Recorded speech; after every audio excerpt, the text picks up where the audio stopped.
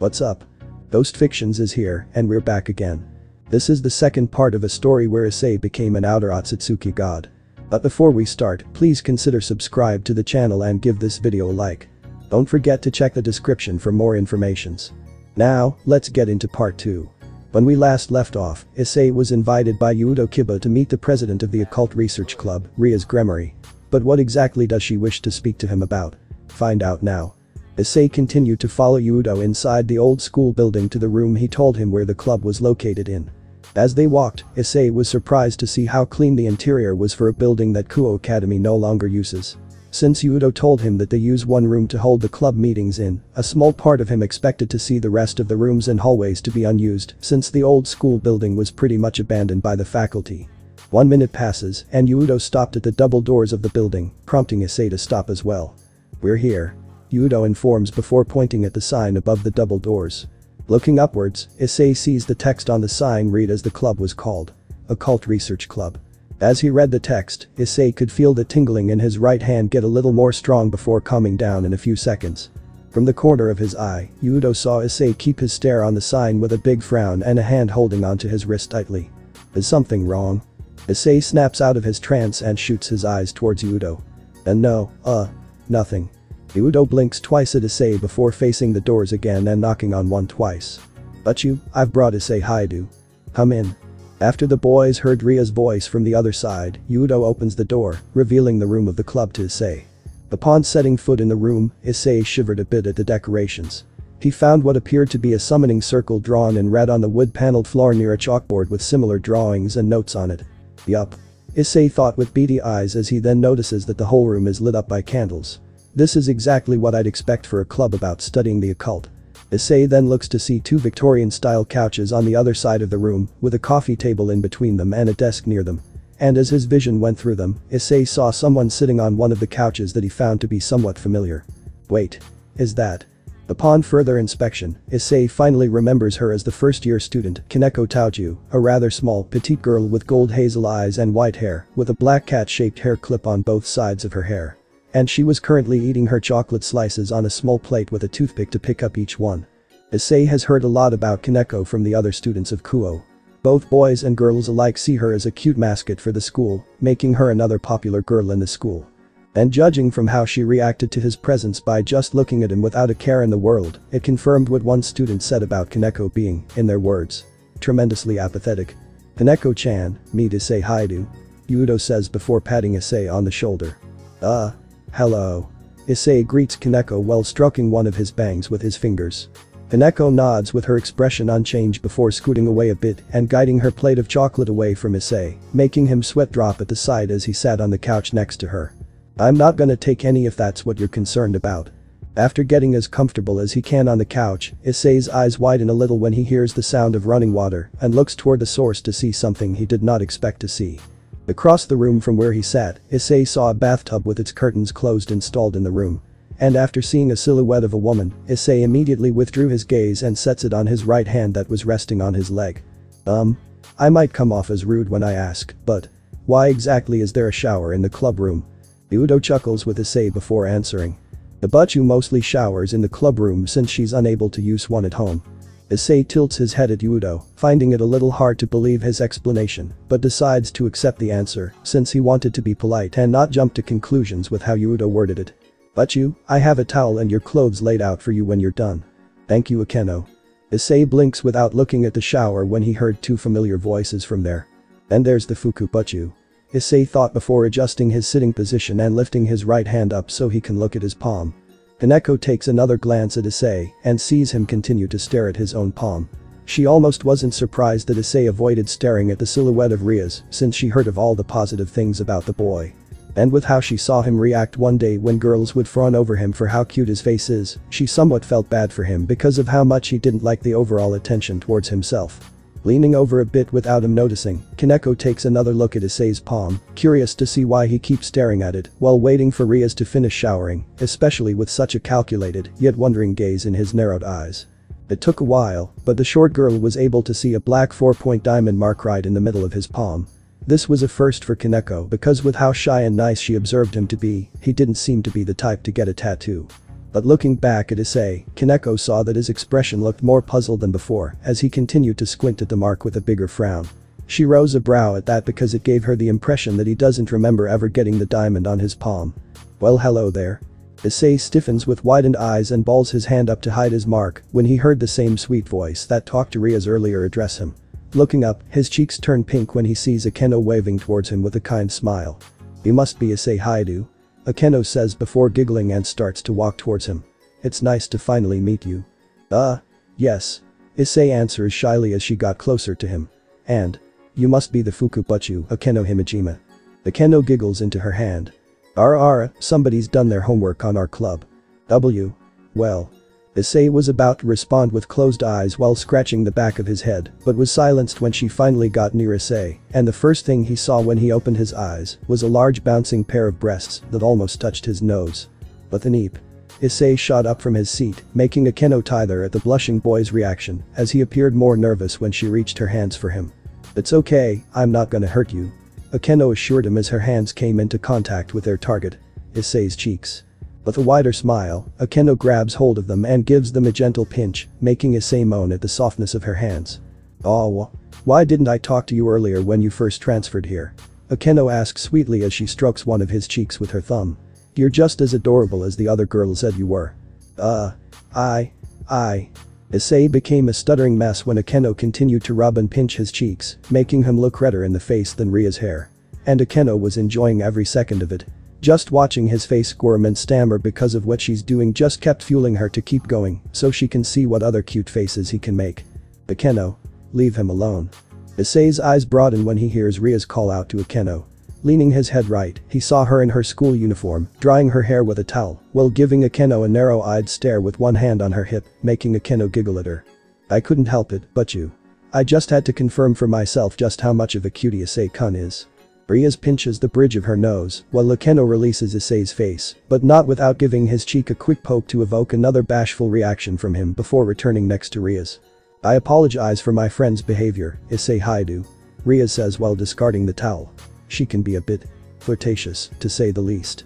Issei raises a brow at the deed before turning his head to Yudo. "Does your Fukubuchu act like that towards you?" Much to Issei's surprise, Yudo shakes his head. "Not really." Issei had a hard time believing him. But before he could question it further, he heard Ria's cough into her hand, getting his attention. "Now then, Issei Haidu, can I call you Ice without suffixes?" Issei nods before Ria's continues. "Good. Then allow me to ask you this, Ice. Do you believe in the supernatural?" Issei's eyes broaden a bit at the sudden question. It got his right hand to twitch once as he processed it. He was silent for a few more seconds before speaking. "Well, I have been interested in Norse mythology like Elder Futhark, but I'm unsure if I would go as far as to believe it exists." Issei told a slight lie to Ria's, mostly because he was unsure why she asked such a question. And like with his parents, if he told them everything that happened to him last night and the night before, he didn't think they'd believe him. Ria's nods at Issei before continuing. "Okay, well, what if I told you that not only do beings from Norse mythology exist, but the biblical god and other beings of the supernatural exist as well?" Issei freezes. He knew that the supernatural existed because of what he had experienced, but to hear Ria's ask a question that alludes to this. I'm not sure." Issei feigns a little confusion, not having a clue where this conversation is going, and that he didn't want to jump the gun. "Well then, allow me to be frank. They all do exist." Ria's watches Issei's expression become surprised before she smiles. "And as of this very moment, you are in a room full of devils." All was silent. Issei was as quiet as a mouse as he processed what she just said. Did she just say that he was with devils in this room? The devils that make contracts with humans for deadly prices? Are you serious?" "I am," Rias confirms. "Everybody here in this club room, including myself, are devils." Ria saw that Issei was steadily growing uncomfortable by the second. His eyes remained as wide as saucers, his legs were shaking side to side, and his fists trembled on his knees. And what intrigued Rias was that Issei's right hand shook harder than his left. "Ice." Issei shoots his head up at Rias with contracted eyes. He stared on for a few seconds before taking a deep breath. Sorry, Gremory-senpai. It's just that. To call yourselves devils." "It's okay, Ice," Rias assures him. "It's a lot to take in, but believe me, what I'm about to explain is the truth." She pauses to take a sip of her tea that Akeno prepared for her, Yudo, and Kaneko, before resuming. Now tell me, do you remember the guy from last night with black feathered wings? On. The fallen angel. The Gremory devils gasped with lightly bewildered expressions when Issei exclaimed while grabbing onto his wrist. Breathing a few quick breaths, he regains his composure and coughs into his fist. Why yes. I recall being attacked by someone with such wings. But, how do you know about that? The town of Kuo is my territory. Rias answers, much to Issei's confusion. And as such, I'm able to watch over the town for any possible threats. Issei didn't like how she phrased that because of what she calls herself and her friends, but he allowed her to continue. Back on topic, that man was indeed a fallen angel, a member of a race of angels who used to serve God from heaven before being casted out for their developed desires of sin, sending them to the underworld, or, as most humans call it, hell. And right now, the devils and fallen angels are battling for major control of the underworld. Rias takes another swig of her tea before resuming. Speaking of my race, devils make pacts with humans for a price in order to obtain power, whereas the fallen angels take control of humans and use them to destroy us devils. Moreover, the pure angels, or just angels, are tasked by God to destroy both us and their fallen, making this a three-way standoff, which has been in a ceasefire to this very day. Standing up from her seat, Rias approaches Issei and crosses her arms under her bust. So, do you understand what I've said so far, Ice? Issei takes a moment to think about what Rias explained to him. Breathing through his nose, he looks down at his knees. So, there's currently a three-way Cold War involving the devils, angels, and the fallen angels. Issei then shifts his eyes towards Rias. But why are you telling me all of this? I mean, this is the Occult Research Club, isn't it? Wait. This is where you make pacts with people, is it? That's somewhat true. Yudo answers.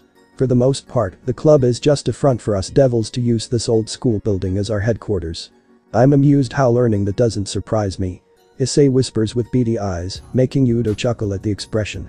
Reaching for the top of her desk from behind herself, Rias picks up a photo and presents it to Issei. Ice, do you recognize this girl in the photo? Unsure what she's talking about, Issei takes the photo from Ria's hand to get a closer look. After putting it in front of his view, he almost dropped the photo due to the shock of what he saw on it. It was a picture of Issei and Yuma Amano, the very same girl that sprouted a pair of wings and killed Issei last Sunday. His hand carrying the photo shook with every second he stared at it. Just seeing such a photo of her after learning Yuma's killing intent brought memories of her betrayal. With his brows slowly furrowing, Issei stands back up from his spot and shoots a glare at Rias. Why do you have this? Issei demands with a surprisingly angry voice that Yudo and Kaneko personally found new from him. Actually, don't answer that.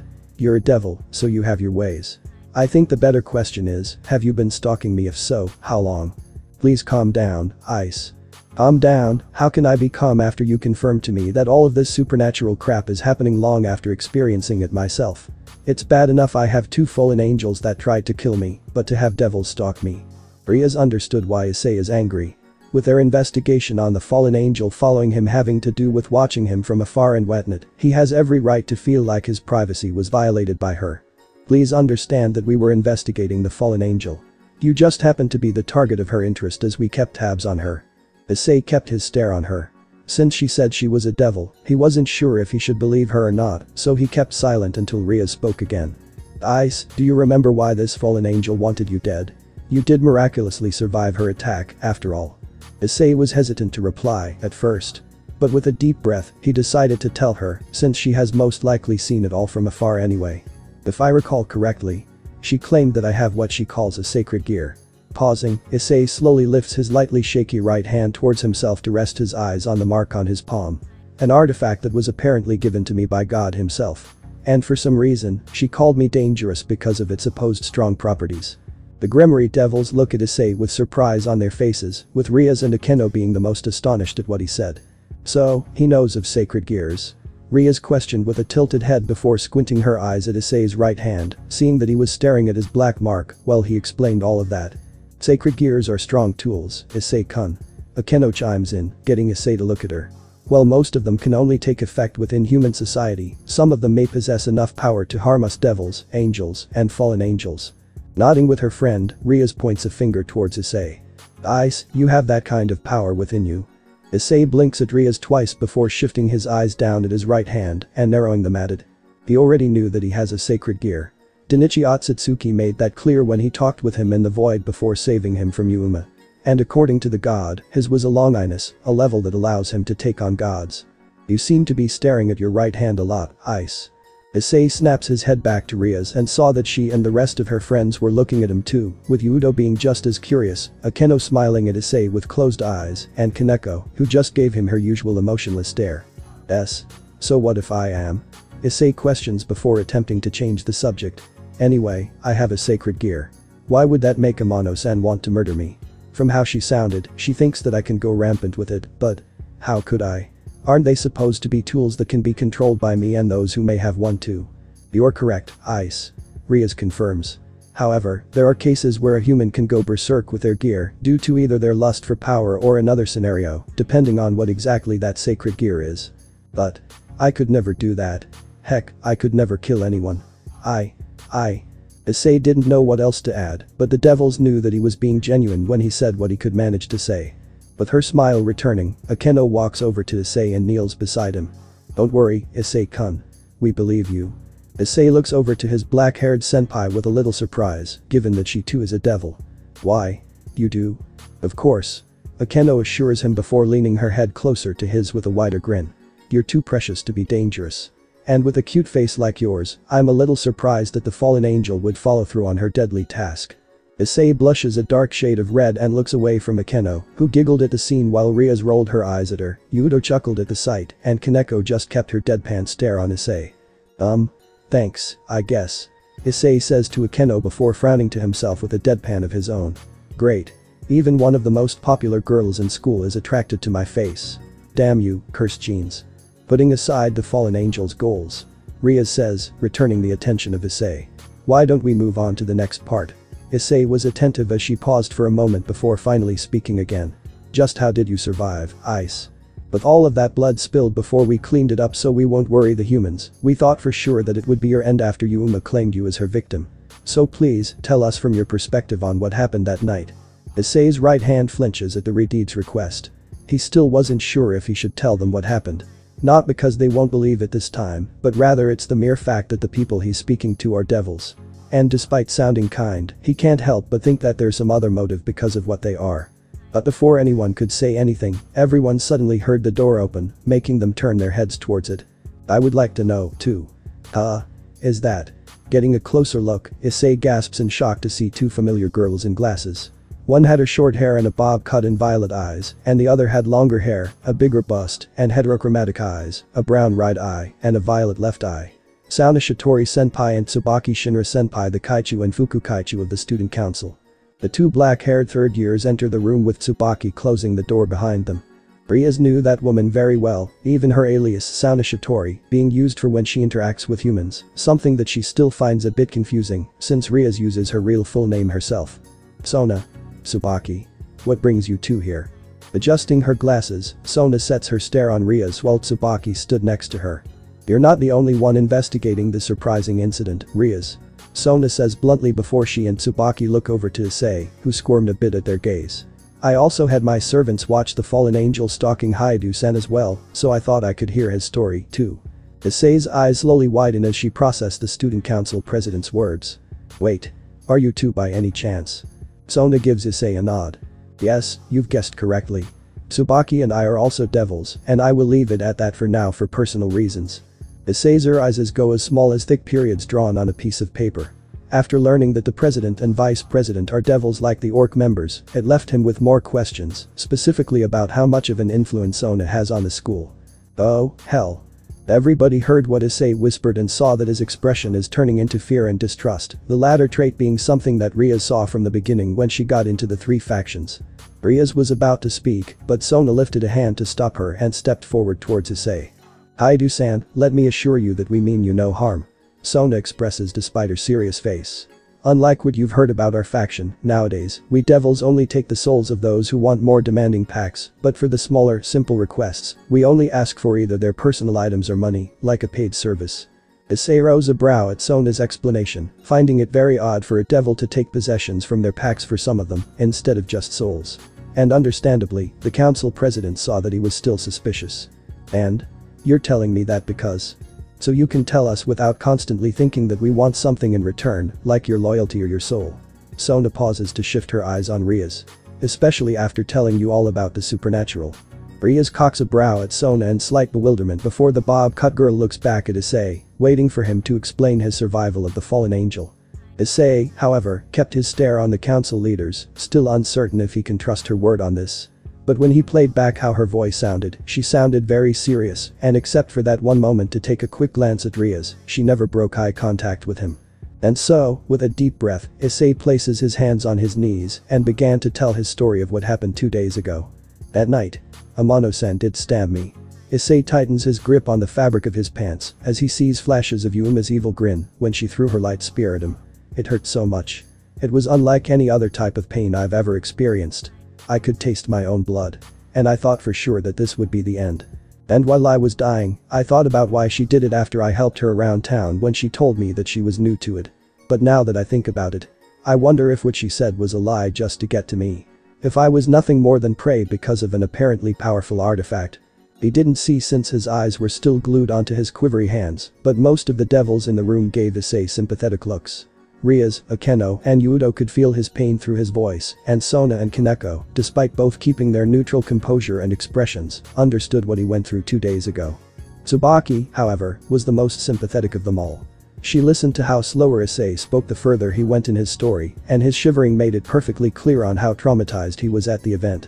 But once I closed my eyes, under the impression that it was the end, without giving a goodbye to those I care about, I don't know how to explain this, but when my eyes were closed, I was still conscious. The devil's brows raise at this. Still conscious. Tsubaki repeats. I know, it's weird, but when my consciousness faded, it returned in seconds despite the pitch black darkness I found myself in. I assumed it was some sort of afterlife because while I couldn't see anything, I could still see my arms, I could hear myself speak, and I could even think clearly despite being in that dark void. The devils were now more surprised. Issei was in a void of nothingness and was conscious there. And Sona was thinking about that, she couldn't quite find the connection between the other realms related to death and the area Issei described. That place you described as a pitch black void. Rhea began. Just how long were you in there before you woke up? And was there really nothing in that void? I didn't keep count. Issei admitted. But yes, there was not a single thing to spot in that mysterious afterlife. He then opens his right hand so he can take a look at his mark. But that was until I found one being who spoke to me. The being? Sona says with a tilted head, earning a nod from Issei. Yeah. He was the one who saved me from death. This got the devils more intrigued. Now there was an entity who visited him in this pitch black void. Can you describe what this being looked like to us? Issei waited a moment before replying to Akeno. Well, let's see. He had pale skin, his eyes were glowing blue, and… what else? Oh yeah. On his head, he had a pair of white horns. Rhea and Sona memorized that description and tried to make any other connections to the other factions. But so far, they couldn't think of any race that had such features. There are a rare few devils that have horns themselves, and a few can have pale skin, but the glowing blue eyes are what got them stumped. Not even Akeno and Tsubaki could think of anyone like that isn't a devil or any other race they know that exist. As for Kaneko, when she heard Issei recount the entity, she couldn't help but find that description to be familiar. But at the same time, she couldn't think of a time when she saw such an entity, whether in real life or in a photograph or fictional story. But whenever she tried to remember such a being, her head would start to hurt, almost as if the memory was blocked from her access. Haidu-san, this entity you met in that void. Sona resumes. What exactly did he do to you? You did say that he was the one who brought you back to life. Issei nods at Sona. I don't quite know how he did it, but before he brought me back, he told me what Amano-san was, that she was a fallen angel. And he told me what sacred gears are and that mine was very strong. Bringing his right hand closer, Issei peers at his diamond mark before resuming. But then, he told me that I had to adjust to the supernatural after he revealed its existence to me, and that I would cease to be an ordinary human being. Issei decided to leave out Denichi's identity and the part about this great evil that he tasked him to be ready to face. Part of it is because they are devils despite Sona insisting that they aren't as evil as the lore states, but for the most part, it was because he had yet to know what exactly it is. And he was not in the mood to remain in this room to go into the conversation on the great evil and be probed on the Otsutsuki god that resurrected him. After breathing another sigh, Issei continued. So, after that, the being began to fade away from the void. And soon, I was suddenly awake in the park where Amano-san was supposed to have killed me. Other than my shirt being torn up, there was no sign of a scar from the stab wound, appearing as if I never got gutted. And with all of that dried up blood, it's still shocking to me that I was able to stand in seconds. It was late when I regained consciousness, so I ran back home, and… well, that's all she wrote. The devils took in all that Issei has said. To say that they were amused by the boy's tale would be an understatement. They found what happened to Issei so strange and mysterious that they were unsure what to think about it. A full minute of speculating has passed before Yudo spoke up about something he's paid attention to during Issei's explanation. Issei, I hope I'm not prodding, but where does that black mark come in? Issei grunts with widened eyes as he covered his right hand's palm. What mark? The one on your hand. Everyone looks to where Yudo was pointing and see that he was addressing what he was able to see on Issei's palm. While Sona and Tsubaki raise a brow in curiosity, the only two who fully understood what he meant were Rias and Akeno, as they were able to see it themselves yesterday, with Kaneko just having a look at the mark just minutes ago. Issei remained silent on what Yudo was talking about, and the devils can tell that he was very hesitant on talking about the mark. 5 seconds later, Issei sighs in defeat and slowly lifts his right arm up before opening his hand, revealing his palm for all the devils to see. You mean this? The devils take this moment to get a full proper look at the black mark on Issei's palm. When Sona and Tsubaki saw it, they were unsure why Yudo brought it up since the mark appeared as a simple 4-point diamond. As for Rias and Akeno, they got an idea judging by how Issei's facial expressions were every time he laid eyes on the mark. Now that Yudo's mentioned it, that mark seems to be putting you on edge. Why is that? Issei's eyes slowly shift to the black diamond, appearing more confused by the second. I don't know how to respond to that. Well, do you know where it came from? Yudo asks. From how you're looking at it, you don't seem to have acquired it by yourself. The devils look at Yudo with interest in how he phrased his speech before looking back at Issei, who lowered his hand to resume his stare on the mark. Once again, he was very hesitant, but the reassuring stares he was getting from Sona and Tsubaki about what they told him earlier got him to speak up again. I got it after I woke up from that void. I never saw it get etched onto me like an actual tattoo, but for some odd reason, when I came to, it appeared on my palm. Issei clenches his hand a few times before continuing. So far, nothing feels out of the ordinary for me. It's just a tattoo of the most basic shape. The devils were intrigued by Issei's explanation of how the mark got on his hand. It left them all curious as to what exactly the mark is. It definitely isn't an ordinary tattoo since Issei stated that he got it after awakening from the void. Let me take a closer look at it. Issei looks up to see Sona standing in front of him. I have studied plenty of things related to the supernatural. And since you've got that mark through such occurrences, perhaps I'll have a clue what it is if you'll allow me to feel it out. Issei looked between Sona and his mark. He does this motion with his head 2 more times before breathing through his nose and moving his right hand toward Sona. He was slow, but eventually, his hand got close enough to where Sona took 2 steps to gently grab hold of it in 2 of hers. Sona peers deeply into the diamond mark on Issei's palm. So far, she found nothing out of the ordinary. A bump. But suddenly, Sona jolts in place with contracted eyes as she started to sense some power from the mark. And over time, she could feel more and more of it erupt, as if it was flowing out of Issei's hand, but was invisible to the naked eye. Issei and the other devils noticed Sona's current condition. With how her legs shook and her breathing being a little shaky, they began to get a little worried for her. Shitori-senpai. Haichu? Issei and Tsubaki didn't get a response from Sona. She was too focused on the black mark on his palm as she continued to feel more power from it with every second she held onto Issei's hand. After a few more seconds passed, Sona then saw that her and Issei's surroundings became pitch black, a detail that was unnoticed by her Kauhai. What is this? Sona questioned nervously as her eyes shifted side to side by this sudden occurrence. And why do I feel so unnerved? As soon as she finished that thought, Sona notices something else. From behind Issei, the devil gasps with wider eyes when she saw a large pair of glowing blue eyes with matching colored pupils staring right at her. Sona's breath got caught in her throat at the frightening sight. And with how furrowed those mysterious eyes are, it felt to her as if they were piercing right into her soul. Unable to handle it any longer, Sona's hands break away from Issei's and began to stumble backwards with a shocked expression. Haichu? Tsubaki was able to catch her before she could fall onto the ground. Shitori-senpai, are you okay? Issei asks with worry as he and everyone else sees Sona taking short quick breaths while trying to regain her balance. It took her a moment, but Sona was able to stand on her own before taking a deep breath, pushing her glasses back before they could fall off her face and wiping her forehead. I'm alright. Sona assures Issei before regaining her posture. It's just. I've never felt anything so mysterious and powerful before. Powerful?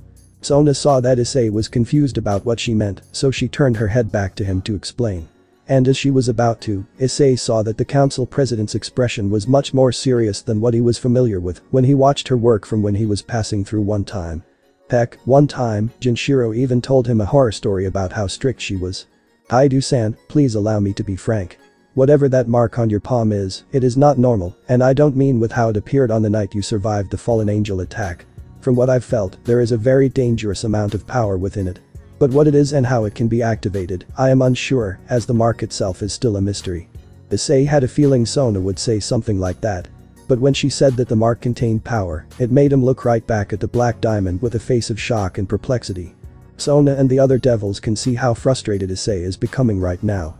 They can tell that there is a lot going through his mind after Sona revealed the existence of power within his mark. Haidu-san, perhaps it's best that you go home and take some time to let all of this information sink in. Rias was caught off guard by what Sona instructed Issei, who was also surprised. Sona, are you? Rias, Haidu-san is clearly going through a lot of stress because of how much was revealed to him. Therefore, he needs to go home and think about this on his own. Issei remained where he stood for a while. He was still in surprise that Sona, a devil, was willing to let him leave the room after all of this. Sighing to himself, Issei takes one last look at the black mark on his palm for a few seconds before clenching that hand into a fist. Can I at least ask one more question before I go? The four third-years look towards one another for a moment before turning back to Issei. Of course. With a long deep breath, Issei lifts his head towards his senpais and gives them a serious stare. After I woke up and went home, why was I declared dead by the school before my father quickly rectified that? Everybody in the room gasped softly, but then they remembered his story of how he survived. They even understood why Issei would ask such a question because of his circumstances of that night. It's my fault entirely, Ice. Rias tells him, breaking the brief moment of silence. Because of how much blood there was on that night I was summoned to where you used to be, I made the assumption that you were slain by the fallen angel. Wait, hold on, summoned. Issei rose a brow at that. Why would you be summoned at a place where I was supposed to have died? Rias was hesitant at first, but she didn't want to lie to Issei and went ahead to explain. Ice, do you remember being given a flyer by a lady? Why? Yes. Issei answers, not being quite surprised that she knows this because of her reveal of her and her friends being devils. But you? Ignoring Akeno, Rias pulls out something from her desk and reveals it to Issei. What he saw made his eyes go as wide as saucers. In Ria's hand was a flyer. Not just any flyer, but it was the same leaflet that brown-haired woman gave him on the day he was touring Yuma, the fallen angel. The devils saw how shocked the young man was at the sight of the red circle on the flyer, a reaction Rias expected Issei to have. That's right, Ice. Doridide says with some guilt on her face. I've sent her to give you this summoning circle because of the fallen angel's presence and her keen interest towards you. Had you still been on the verge of death when it activated, we would have met earlier and I would have saved you from death. Saved me? How? By making you one of us. Another moment of silence comes in. Issei had his eyes staring towards the ground as he worked out what he was told, as well as taking into account that Rias, her friends, and Sona and Tsubaki are all devils. And what he thought next caused him to have another sense of dread, especially when being around them. Right. With his eyes hidden by his bangs, Issei turns around and quickly went for the door, looking to get out of here as soon as possible. Wait, Ice. Rias tried to call out to him, but her words fell on deaf ears as Issei opened the door and bolted out of the room. And as soon as the door slammed shut, he was gone. Ria's eyes softened at the door with a sorrowful expression, remembering how frightened Issei looked right before he closed the door. Yup. It's safe to say that Ice doesn't trust us. Akeno shared the same expression as Rias. It's such a shame, too. I thought maybe I could get to know him a lot more and maybe spoil him. While Kaneko just has a neutral expression at the door, the rest of the devils share sympathetic expressions for Issei. What should we do now, Kaichu? Tsubaki asked Sona, who pushed her glasses up. For now, we keep watch over Haidu-san, make sure no other fallen angels are planning to kill him. Sona pauses to turn her head towards Rias. As for you, it's best that you don't interact with him for a while. Rias nods in understanding as her eyes remained on her desk with her hands folded on top of it, with her expression appearing sorrowful and regretful. Issei has finally made it home. After greeting his parents, he was quick to enter his room and plop onto his bed back first. Upon doing so, Issei releases a big frustrated sigh as he guides his right hand over his face. A lot was on his mind right now. From devils living in the town under his nose to the reveal that they've been watching him and that they were able to make him one of them, he just got more questions than answers. Have the devils always planned on making him one of them?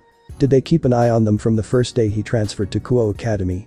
How much more territory does Riaz or even Sona have in this world? His mind was on question after question. And he found himself thinking about how they're able to make him like the devils. With every second he recalled Riaz stating this, his right hand would rumble harder. Where is this going to go from here? Issei asks himself while clenching his right hand with a breath per second. And who else is going to come after me because of my sacred gear? Damn it. What am I gonna do? Issei's breathing was about to go further out of control, but he suddenly felt something soft brush against his legs.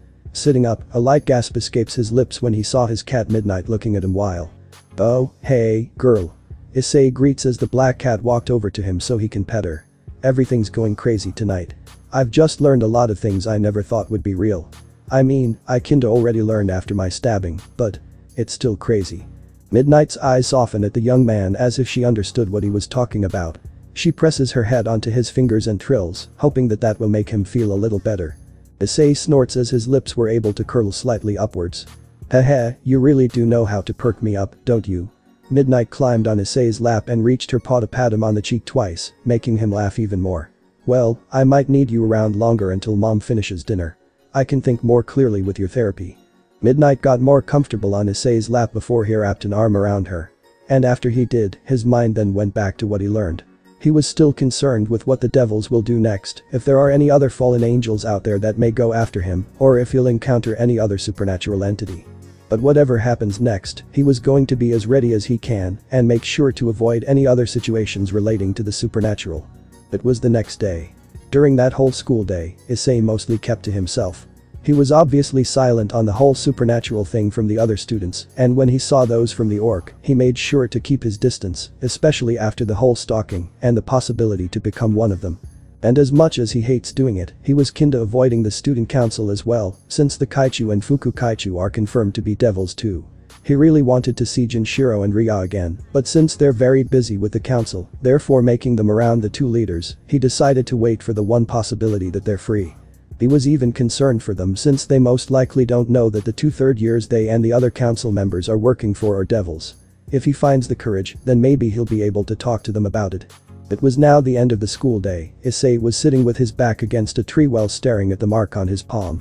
And as usual, he's still thinking about what he's learned and how he's gonna live with it. Not only will he definitely be watched, mostly by devils in his own school, but he'll even be hunted by others who may want him dead. And it was that thought in particular that made him realize that he's gonna have to protect himself. Hey. Issei hears a familiar voice from his left side and turns his head to see who it is. His eyes widen as a familiar friend approaches with a weak wave and a downcast. Jinshiro. Issei sits up a bit. Hey, man. I was trying to see if I'll be able to talk with you again. Yeah. Me too. Issei could see the frown that remained as he offered Jinshiro a spot next to him, who took it without his guilt-ridden expression ever changing. So talk to me. You look like you have a lot on your mind. Oh, I do. You have no idea. Jinshiro breathes deeply while tapping his fingers together before looking at his friend. So, you heard of the supernatural? Issei stiffened a little at how blunt Jinshiro was about it, but since it gave him a chance to figure out about the council being run by devils, he decided to give him his answer. Well, yes, actually. And just yesterday, some devils went into further detail on them. Or, at least how devils and fallen angels operate.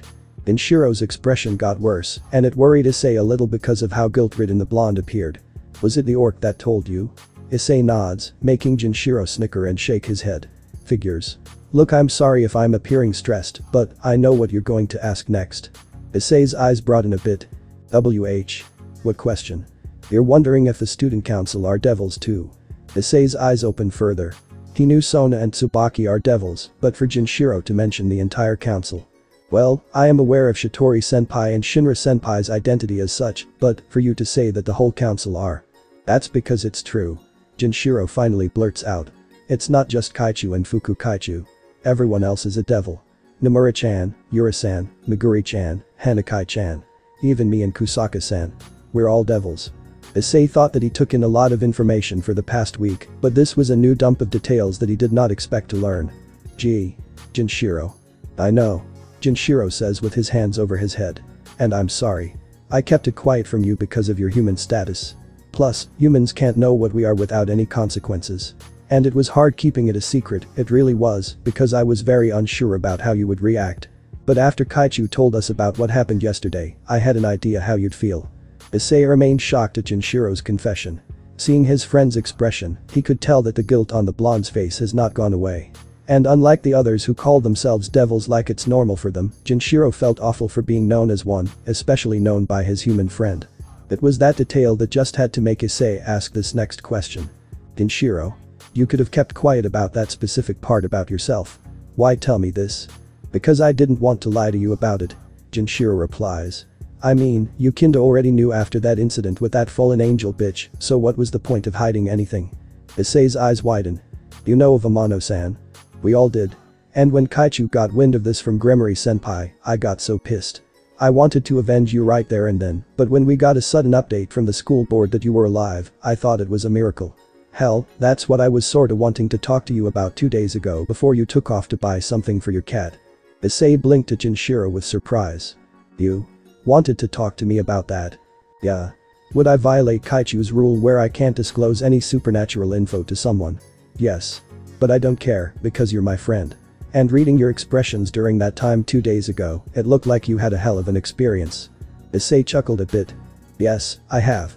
Yes, I have. He says before shrugging. But hey, I'm doing my best to get over it. You sure about that? There's more to this world than the 3 factions going on, you know. Other than Norse mythology, to be honest, I'm counting on it after all the crap I've learned. Issei takes a breath before shifting his head towards the clouds. Anyway, back to you and the rest of the council being devils. Junshiro visibly cringed, awaiting nervously for Issei's response.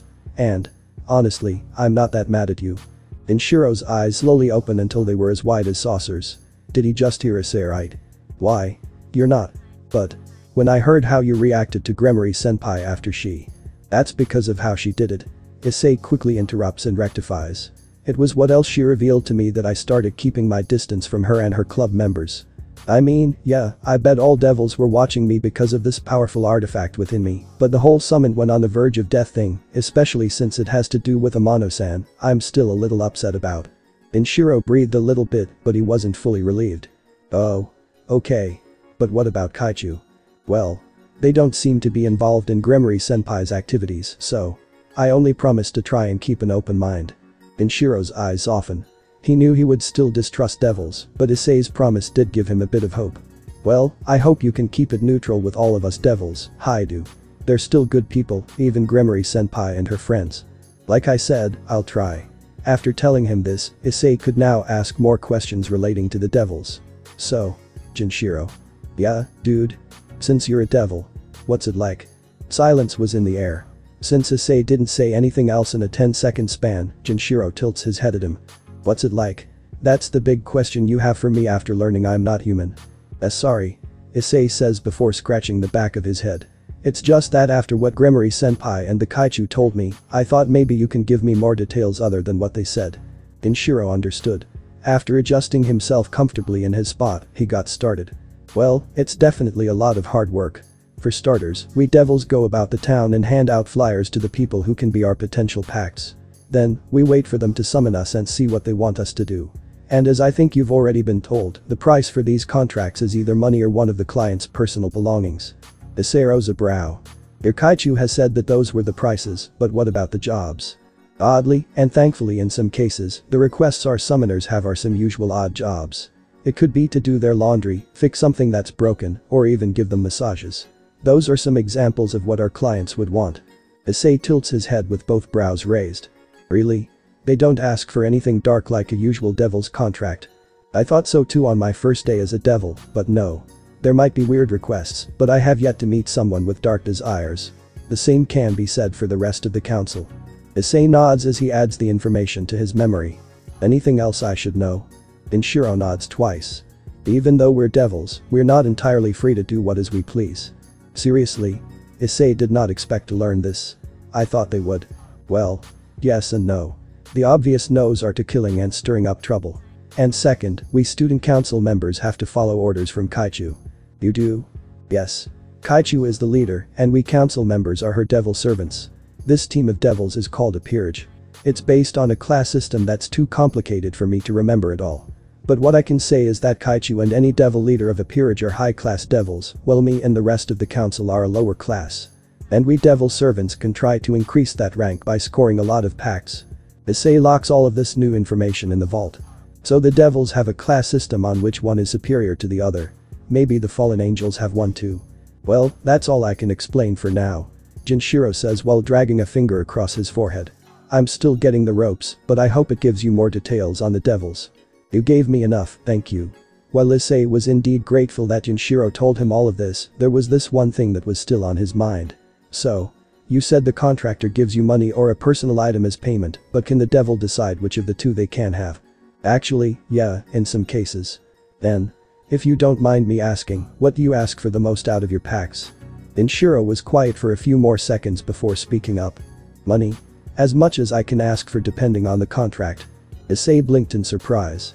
That's it? Just money? With his hands clenching tighter, Jinshiro looks up at the sky and squints. Yeah. It's for my siblings. Issei's eyes widen further. Your siblings? Jinshiro nods before continuing. I have a younger sister and a younger brother, Keiho and Jengo. Ever since the passing of my parents and even my grandfather, I've been taking care of them all by myself. It was tough as hell, but I managed, even if financial issues can piss me off. It even got to the point where I thought I'd have to become a thug just to pay for food and shit. But ever since I met Kaichu and found out about the supernatural from her. As crazy as this will sound to you, she made everything better. Issei kept quiet to allow his friend to keep talking. And as he did, he notices some tears starting to build up in Jinshiro's eyes. Kaichu was the one who helped turn my life around. Not only did she resolve my financial difficulties, but she also gave me a solution to keep making money without resorting to any crimes.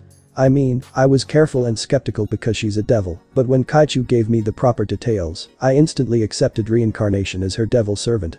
If it meant I can keep my siblings happy and help them live the best lives they can, then I'm taking that opportunity. Keiho and Jengo deserve to be happy, and I won't let anything bad happen to them. Never. Issei took a step back as Jinshiro finished his speech. He watched as those tears finally started rolling down his friend's cheeks as he tried to suppress a sob with clenched teeth. But from how Jinshiro spoke, Issei knew that he was serious about taking great care of his two siblings. Gosh. Jinshiro. Sorry. Jinshiro says while wiping away his tears. I never meant to get so emotional. I must look pathetic, don't I? Especially since I'm getting such help from a devil like Kaichu. Another moment of silence passes. Jinshiro kept his eyes shifted away from Issei as he kept his mouth shut. He hears footsteps coming his way and before he could turn towards them, Jinshiro felt a hand on his shoulder and sees Issei smiling at him. No. I don't think it's pathetic at all. In fact, I think it's pretty noble of you. Jinshiro's eyes shrink. That response was not what he expected Issei to say at all. Why? You think so? Yeah. As long as you're not hurting anybody and it's just tasks and jobs, making money doing this. I don't think it's really a sin. With a bit more confidence bubbling up within himself, Jinshiro stands up and faces Issei with a serious face. I promise you, we devils have zero intention to hurt anybody. All we do is help people for a price like a transaction in a store. Issei nods. Then we're cool, Jinshiro. And I'm serious about calling what you're doing as a devil noble. I can tell that you care about your younger siblings very much, so. Man, I'm terrible at finding the right words for motivation and encouragement, but. After pausing, Issei gives him a smile with closed eyes. Keep doing what you're doing, Jinshiro. Make sure you become a helpful devil to those in need. Jinshiro's eyes widen at Issei. Even though the human's words were so simple, they left a great impact on the blonde. With more tears welling up in his eyes, Jinshiro rushes towards Issei and traps him in a hug, catching the latter off guard as the blonde devil began to cry. Damn it, Haidu, if you were a girl, I would totally kiss you right now. Issei sweat drops with beady eyes as Jinshiro continued to sob into his shoulder. Thanks. After 10 more seconds, Jinshiro's whimpering has ceased and released Issei before taking 2 steps back with some tears staining his cheeks. Haha. Sorry about that. It's just. You have no idea how relieved I am to hear you motivate me like that. It's alright. So. We're still friends. Of course we're still friends. Issei confirms before patting him on his shoulder. You're a good person, Jinshiro, and I know you'll do better. Jinshiro scratches the back of his head with a toothy grin. You're too kind, Haidu. Issei chuckles with him before stuffing his hands into his pockets. Anyway, I'm going home now. Gotta tend to the cat and. I got a feeling I need to start working out more often. Issei turns around and starts walking. See you later, Jinshiro. Haidu, wait. One more thing. Issei halts his pace and turns his head around. What's up? It's about your sacred gear. Issei's eyes broaden a bit before turning his whole body around, seeing Jenshiro's face turn serious again. What about it? Genshiro was silent for a moment before speaking. If you're ever in any grave danger and there's nowhere left to run from the enemy, use your feelings and thoughts. If you think hard enough about them, as well as your needs and willpower, then that's when it'll work. Oh really? Issei was surprised with him mentioning his sacred gear, but whatever information will keep him more on guard for future hunters and other dangers, he'll take it. But, is that all there is to it? Just using thoughts? That's how I've awoken mine. Genshiro says, surprising Issei further at the revelation. Also, and I should have mentioned this first, but think of the strongest thing or being and imagine them where it's the strongest. That's your best bet on getting yours activated on the first time.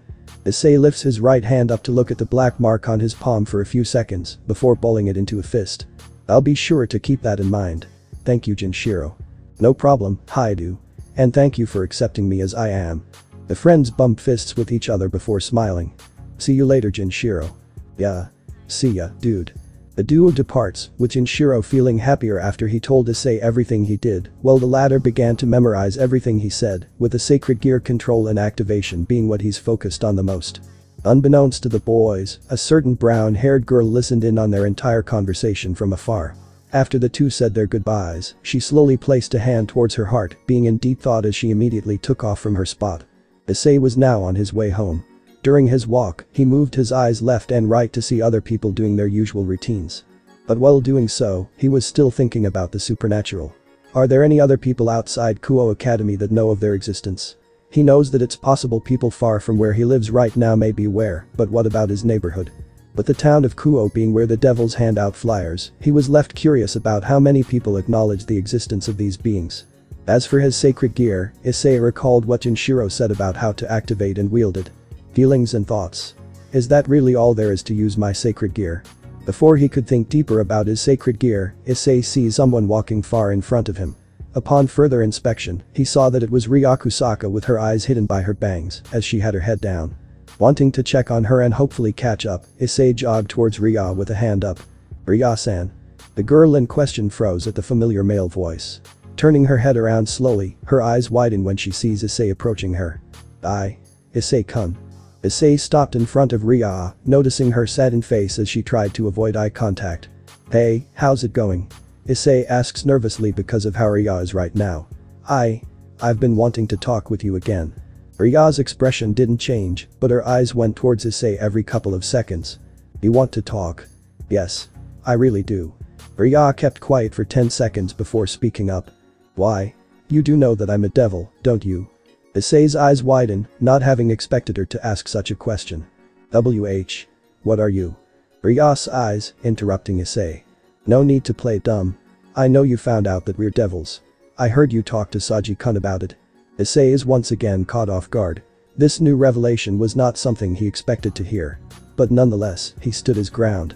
If you did hear all of that, then you know that I don't care about what you guys are. You're still who you are. Ria's eyes widen for a moment before her expression goes back to uncertainty. Do you really mean that, Issei-kun? Are you sure you? Before she knew it, Ria's shoulders were clasped by Issei, causing her cheeks to turn red as she saw the serious expression on his face. I really do mean it, Ria-san. If I told Genshiro that we're still friends, then I will definitely still see you as one too. You're not evil, Ria-san. And no matter how many times you ask me the same question in many different wordings, it won't change the fact that I accept you and I still want you to be my friend. Ria's breathing sped up. Her eyes began to tear up as she keeps hearing those words echo in her brain. And the sincerity in Issei's voice and his eyes were enough for those tears to roll down her cheek as she runs towards him before hugging him. Her force was so strong that Issei had to rebalance each other so neither of them wouldn't fall and get hurt. Issei-kun. You really are a gentle soul. Issei returns the hug while patting her back in comfort. I'm told that a lot, Ria-san. Issei allows Ria to keep letting out her sad emotions. For too long, she thought she would be resented and accused of planning something awful for Issei, but he made it clear to her and even himself that even as a devil, she was no such person. And she even had Genshiro to thank for clearing up the many details about modern devils and how they operate. Are you gonna be okay? Ria hiccups twice before looking up at Issei, not letting go of him even for a second. Yeah? Can we stay like this for a little longer? I need this. Issei felt his cheeks heat up, but he smiles and nods, allowing Ria to snuggle her head against his shoulder. The two stay embraced for 30 more seconds before Ria speaks up again. So, what do you plan to do now? Huh? I can't help but still worry for you. Now you know that the supernatural exists, it'll only be a matter of time before you are hunted by those aware of you carrying a sacred gear. Issei chuckles softly. Well, it won't be the first time. It's just that this time, I'll know what to expect. Somewhat, at least. Issei's eyes broaden a bit when he felt Ria's hug tighten. Issei-kun, I swear to you, I will use my powers as a devil to keep you safe. You've almost died once, I don't want you to go through that again. Issei could feel Ria's voice be shaky in slight fury as he heard her make that vow. Thanks, Ria-san. And to start. Ria pauses before lifting her head up towards Issei with a big smile and closed eyes. I'm going to walk you home from now on. Issei was taken back by this. And no. That's not necessary. It is. Ria insists. Even in the evening, trouble is definitely bound to come. I can defend myself too, so it's no problem. Even so, what about your master? Is it really wise to keep this close to me despite you serving the Kaichu? Oh, I can properly explain it to her. As she spoke, Issei shivers when a sudden dark aura began to surround her. Without stripping you of your free will. But Jinshiro made it clear to me that you can still live your life how you want to. Indeed. But it's because of that deed that I almost lost my relationship with you. Huh? Do you mean Gremory-senpai? I mean, I still don't trust her, but… Now, come along, Issei-kun. Ria says before locking her arms around Issei's left arm, making his blush redder. Let's get you home. Wait a second. Issei was unable to protest any further as Ria was already walking him to his house with their arms linked. And as embarrassed as he is that she's willing to walk with him like this because of the potential staring they'll get, deep down, he was just glad that Ria's doing fine again. Finally home, Issei plops onto the chair in his room and turns his TV on. He wanted to invite Ria inside for dinner, but she had devil duties to attend to, so he was stuck with watching something fun with his cat Midnight hanging out, playing with a ball of yarn. After he has the dinner that Mickey was cooking right now, Issei thought about heading out for another evening jog. Would it be dangerous because of what he's learned? Definitely. But he would most likely be watched by the supernatural people anyway if he needed to do errands for his mom or dad in the evenings, like buying groceries and supplies.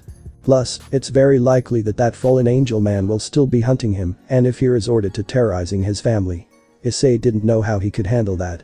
Issei was also hoping that Jinshiro, Ria, and the other students at Kuo Academy will be safe as well.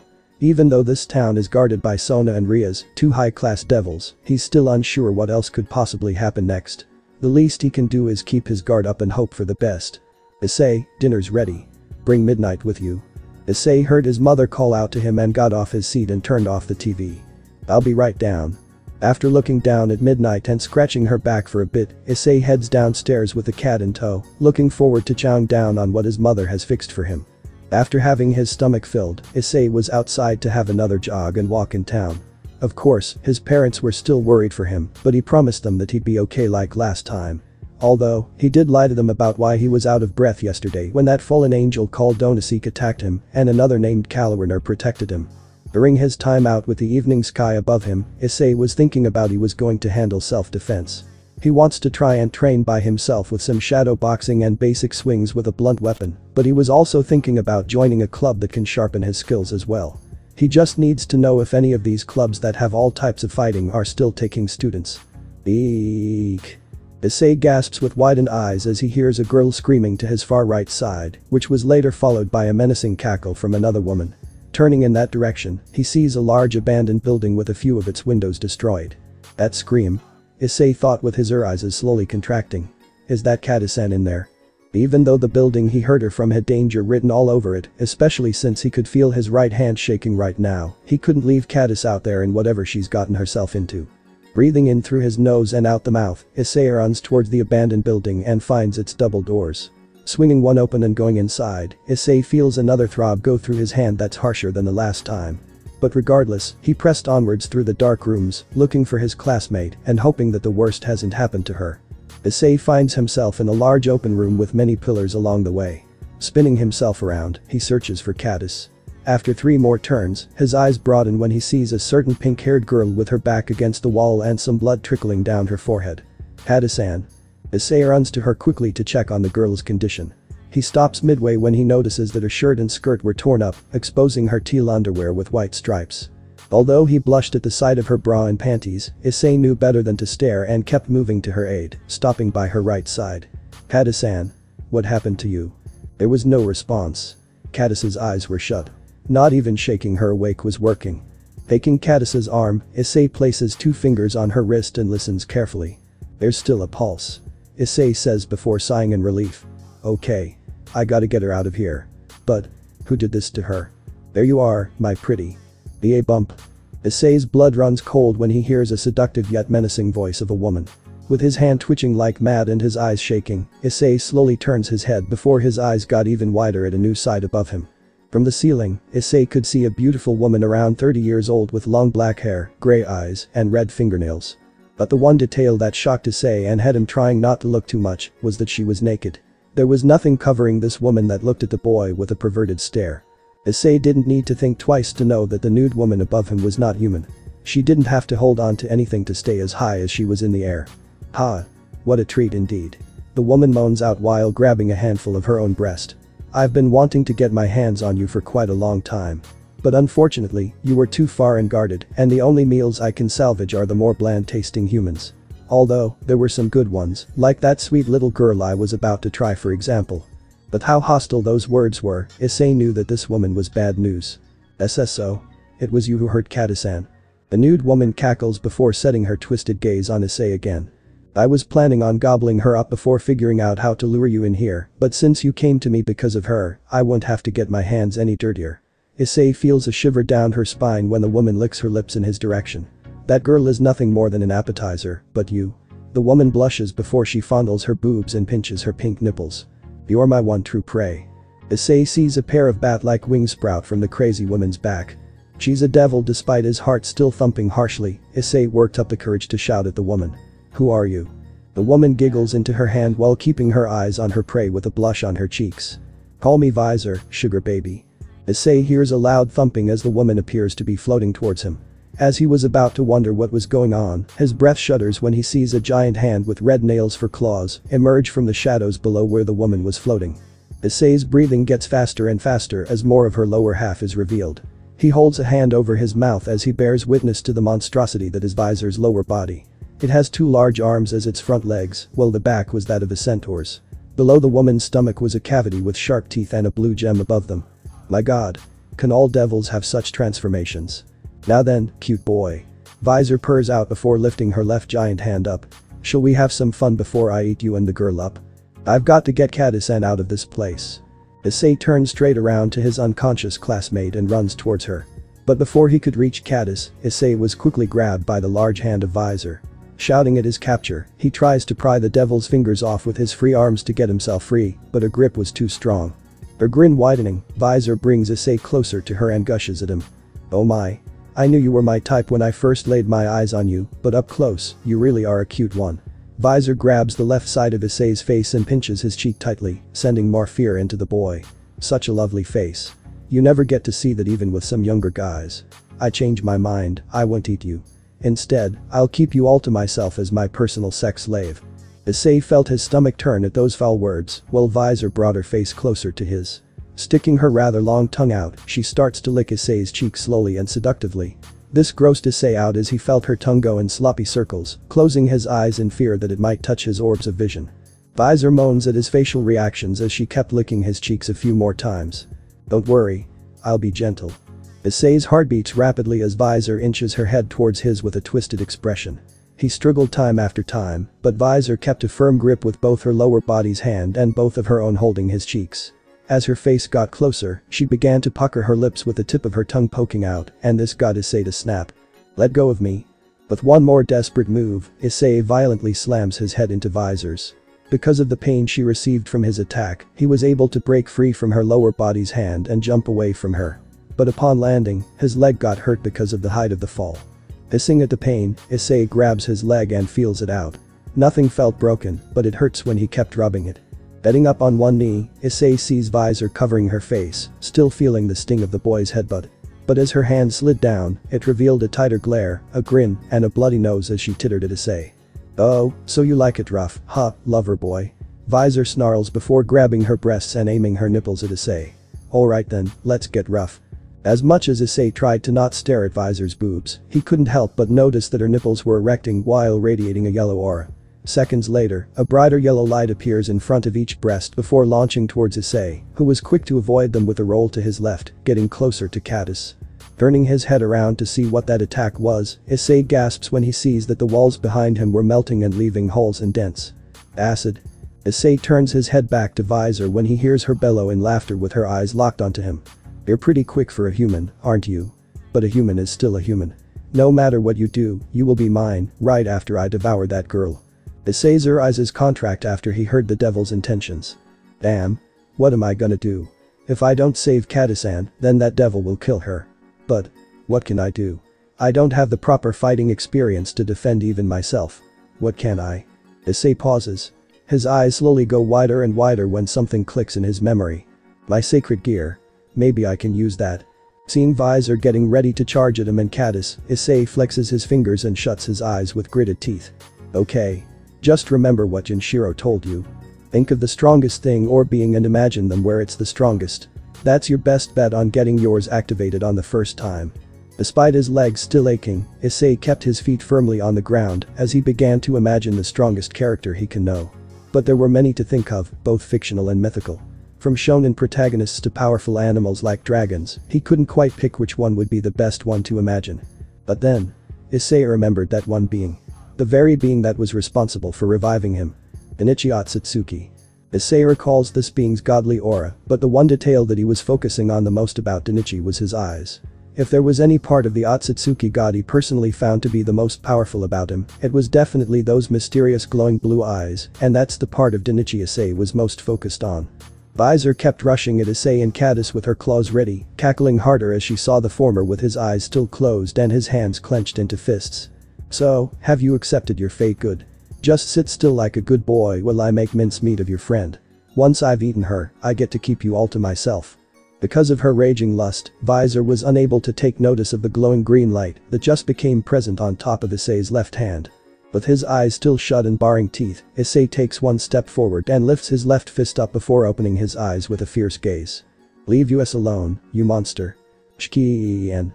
Visor's eyes broaden when she finally sees the emerald green aura engulfing the boy's left arm. Before she could comprehend it, Issei punched her square in the face with all of his wrath to protect Caddis. The impact of the punch was strong enough to send Visor skidding away from Issei, almost hitting the wall behind her. She snarls in pain as she placed a hand on her bruised cheek. That brat.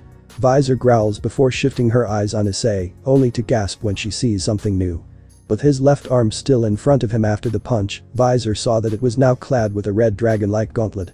It has claws, a green gem on top of the hand, and two golden spikes protruding from the elbow part of the gauntlet. This feeling. He has a sacred gear. Issei kept panting while keeping his glare on the devil. It took him a few seconds to notice the gauntlet on his arm. Is this it?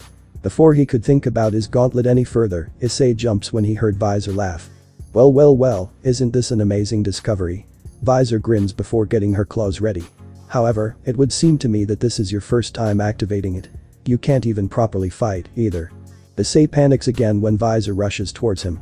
He may have awakened his sacred gear, but that doesn't change the fact that his self-defense is below average. Plus, what can he do with a red gauntlet other than having a harder punch with his left hand than his right? Was it really as powerful and dangerous as that fallen angel said it was? Unfortunately for Issei, he won't have any time to figure it out since the cackling Visor was getting close to him and Caddis. With little to no other options, Issei gets his left fist ready to land another punch on the devil while she aims her claws for both humans. Shink. Both Issei and Visor pause when they hear the loud sound of flesh being pierced. Looking for the source, their eyes widen when they see a yellow spear of light lodged into Visor's right shoulder, stopping her from harming Issei and Caddis. With her eyes shrunken to the size of periods, Visor screams in agony and was forced to move backwards as she felt the burning pain from the spear that's causing a steam-like heat to fume from the bleeding shoulder. A stray devil preying on innocent humans. Why am I not surprised? Issei gasps widen when he hears a familiar voice behind him. Turning his head, his eyes broaden when he sees a certain blue-haired woman walking over to him while keeping her yellow eyes on Visor. Why? You. The blue-haired woman stops moving for a moment to look over Issei. She then notices the red gauntlet covering his left arm, her eyes lightly widening when she understood what it really is. But she decided to save that for later and sets her stare on Issei himself. Keep your friend protected, Issei. The stray devil will target you both if you try to flee. Issei was confused when the familiar woman called the devil a stray.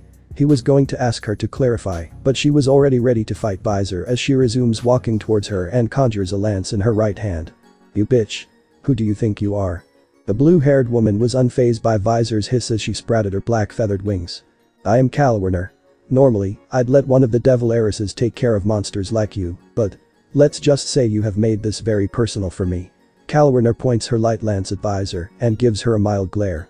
I take no pleasure in getting my hands bloody in battle, but if it's to protect these humans and make sure nothing goes wrong in this town, then I will fight. Visor's face twists more into fury as she roars at the fallen angel. Shut up. The only one who will die here is you pesky crow. I'll tear you apart and change the color of your hair into your own blood. Issei gains a shocked expression as he witnesses Visor's face mold itself into a more monstrous appearance. Her ears turned pointy, her teeth became as sharp as a piranha's, and her scleras blackened, making her eyes more demonic than before. What's that supposed to be? A power-up transformation. Calwerner chuckles as she looks the transformed Visor up and down and sees the bigger teeth in her stomach cavity chomping twice. Okay, I'll bite. Show me what you got, stray devil. Visor charges at Calwerner and tries to get a bite out of her with her cavity's teeth, but the fallen angel was quicker than her. Really? That's as fast as you can go? Calwerner asks while dodging the cavity's bites before stabbing her lance into it and twisting the weapon to deliver more burning pain to the stray. As she pulls it out, blood and steam spurt from the cavity as its teeth started to fall out, disturbing Issei because of the brutality. You whore. Visor screams as she tries to scratch Calwerner's eyes out with her arms, but the fallen angel effortlessly chops them off, dealing more light damage to the stray devil. Screeching in greater pain, Visor got desperate and started to use the giant arms that are her front legs to fight. But Calwerner was able to avoid every attempt the stray had to squash, impale, and smack her around. Well, I'll give credit where credit is due. Calwerner states as she kept avoiding her attacks.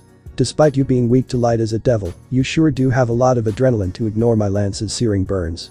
The fallen angel then makes her lance bigger than before, and while her right eye was somewhat obscured by her bangs, her left eye showed a menacing stare. Unfortunately for you, an adrenaline rush is not enough to take on the likes of me. With one mighty swing, Calwerner dismembers Visor's lower body. Issei tried his best to hold his stomach in as he saw blood rocket from where the hips are supposed to be connected. With a pain-fueled scream, the upper half of Visor plummets to the ground and creates a small crater from her head. With so much strength lost, Visor tried to crawl away from Calwerner, but she stopped her with a foot slammed on her back. Shrinking her lance back to its normal size, the fallen angel gets ready to kill Visor in one final blow. Any last words, stray devil? Visor looks up at Calwerner and gives her a defying snarl. Fuck you. Calwerner impales Visor's skull with her lance of light. Blood splatters all around her head as her life was immediately forfeited. The fallen angel lets go of her lance, allowing it to vanish after she finished what she needed to do. After adjusting her bangs so her right eye is visible, she looks at Issei, who was understandably terrified at how gory the battle ended. Are you alright? Issei was snapped out of his trance, seeing Calwerner walk to him with a worried expression. Well. My leg is still hurting when I fell earlier, but I'm okay. Issei then looks over at his unconscious classmate. But Kata-san. She needs a doctor. I don't know how bad her head injury is, but I have to get her help fast. Calwerner can see the concern in Issei's face when he spoke of the pink-haired girl. Wanting to check herself, she goes over to Catus and kneels beside her. Lifting her right hand, the fallen angel guides it to Catus's head and a strange light appears from her fingers. Hey, what are you doing? Don't worry. I'm helping the girl you call Catus. Calwerner assures Issei. I need to erase her memories of her encounter with the stray devil. After a few seconds, the light from Calwerner's fingers has disappeared. She'll be okay. The fallen angel tells Issei. The blunt trauma isn't too bad, it's just a scraped forehead. All she needs to do is rest for the rest of the day. Issei sighs deeply with his eyes closed and his hands clasped together. That's a relief. He says before looking at Catus, whose blood was being wiped away by Calwerner's handkerchief. Now I need to figure out how to explain what happened to her parents. You leave that to me. Calwerner states. I can make a transportation circle to teleport her back to where she lives, thanks to me being able to read her memories of her past and present. Issei's eyes broaden a bit before taking a stance near Catus. Look. I know you saved me before and have done so again, and I am grateful, but how should I know that you? Calwerner can see that Issei was still suspicious of her, and she couldn't blame him. Two of the same species as herself have tried to kill him, with herself being the only exception, and especially after this evening, he was quite on edge. Standing up, Kalwerner walks closer to Issei and gently places a hand on his cheek, rendering a surprised expression and a blush from the boy. I'm not like those two fallen angels. I genuinely want to protect you. Rainer and Donaseek were never supposed to harm you. I promise you, I will not hurt you, nor allow anyone else to harm you and those you care about. Issei was bemused with Kalwerner's kind words. When he looked at her eyes and heard the calmness of her voice, it told him that she meant what she said. Plus, his right hand isn't shaking, so there's that too. Oh. Okay. I'll trust you on this one. Issei says, allowing Kalwerner to go over to Caddis. But, before you leave, why protect me? I'm a human who shouldn't have learned about the supernatural, and yet you decide to protect me from your own kind that tried to kill me. Stopping in front of Caddis, Kalwerner taps her foot on the ground twice before giving Issei her response. Well, to be honest, Issei. Kalwerner starts before turning her head towards him to give him a smile with closed eyes and pink cheeks. I've grown a liking to you. Eh? Issei's cheeks burn red. Ella liking. Kalwerner giggles at his reaction before turning back to Caddis and picking her up in her arms. Issei, I suggest deactivating your sacred gear. Don't want any weird looks your way, don't you? Issei tilts his head at Kalwerner before looking at his left arm. Oh, crap. That's right. Issei shouts with wide eyes. Okay, how do I do it? How do I deactivate this thing? Ugh. Let's see, he mentioned something about using thoughts and feelings, but that's for using its powers. So how the heck do I? Before he could finish that sentence, the red gauntlet disperses in a green light, leaving Issei's left arm uncovered. Oh. It really is based on thought, like a mental switch. Issei moves his left arm around with a bemused expression. Well, that's one thing out of the way. He then looks back over to Caddis for a moment with softened eyes, before shifting them to Kalwerner. Please be careful, especially with Caddis-san. Kalwerner nods. Don't worry, I will. She says before winking. I'll see you later, sweetie. Issei blushed a dark red, while Kalwerner activated a yellow transportation circle beneath her feet before she teleported out of the abandoned building with Caddis in her arms. Issei blinked twice, still remembering what Kalwerner called him before he shook his head away from any more thoughts on it and immediately heads for the exit, having a slight limp because of the pain in his leg. I hope Caddis-san will be okay after all of this. Issei says to himself. I've decided to trust this Kalwerner-san, so whether I made the right choice or not, I'll have to find out tomorrow. Issei made it straight home to his house. While greeting his parents, he did his best to ignore his hurting leg so he wouldn't worry them and made it to his room to relax for the rest of the day. Lying down on his bed with midnight hopping on his lap, Issei lifts his left hand towards himself and thinks about what has happened back in the abandoned building. From what he remembers, he knows that Kalwerner has called the monstrous devil a stray, and that gave him more questions on how things worked in the supernatural. However, the one thing that's currently plaguing his mind the most right now is his sacred gear. What's so dangerous about a red dragonic gauntlet that the fallen angels Rainer and Donaseek felt the need to kill him for having it? Just what exactly can it do? For the time being, Issei will just assume it's for harder punches and to block certain blades and, if he's lucky, magic attacks like light spears. It's a sacred gear, so it should be able to do that. And even if he wanted to ask the devils at his school about it, he knew that it will most likely make them want him to be one of them more, especially if they know that there's more to that red gauntlet than meets the eye. Maybe I can show it to Junshiro after school tomorrow. He's one of the devils I can fully trust. But that thought in mind, Issei decides to call it a day and get some rest. While he was, his cat looked at him with a worried gaze. On the next day, Issei walks to school while releasing a yawn. His leg felt much better than yesterday after he slept it off, making him thankful that it really wasn't anything too bad because of that fall during his encounter with that crazy devil. Okay. Junshiro should hopefully get an idea of what my sacred gear is.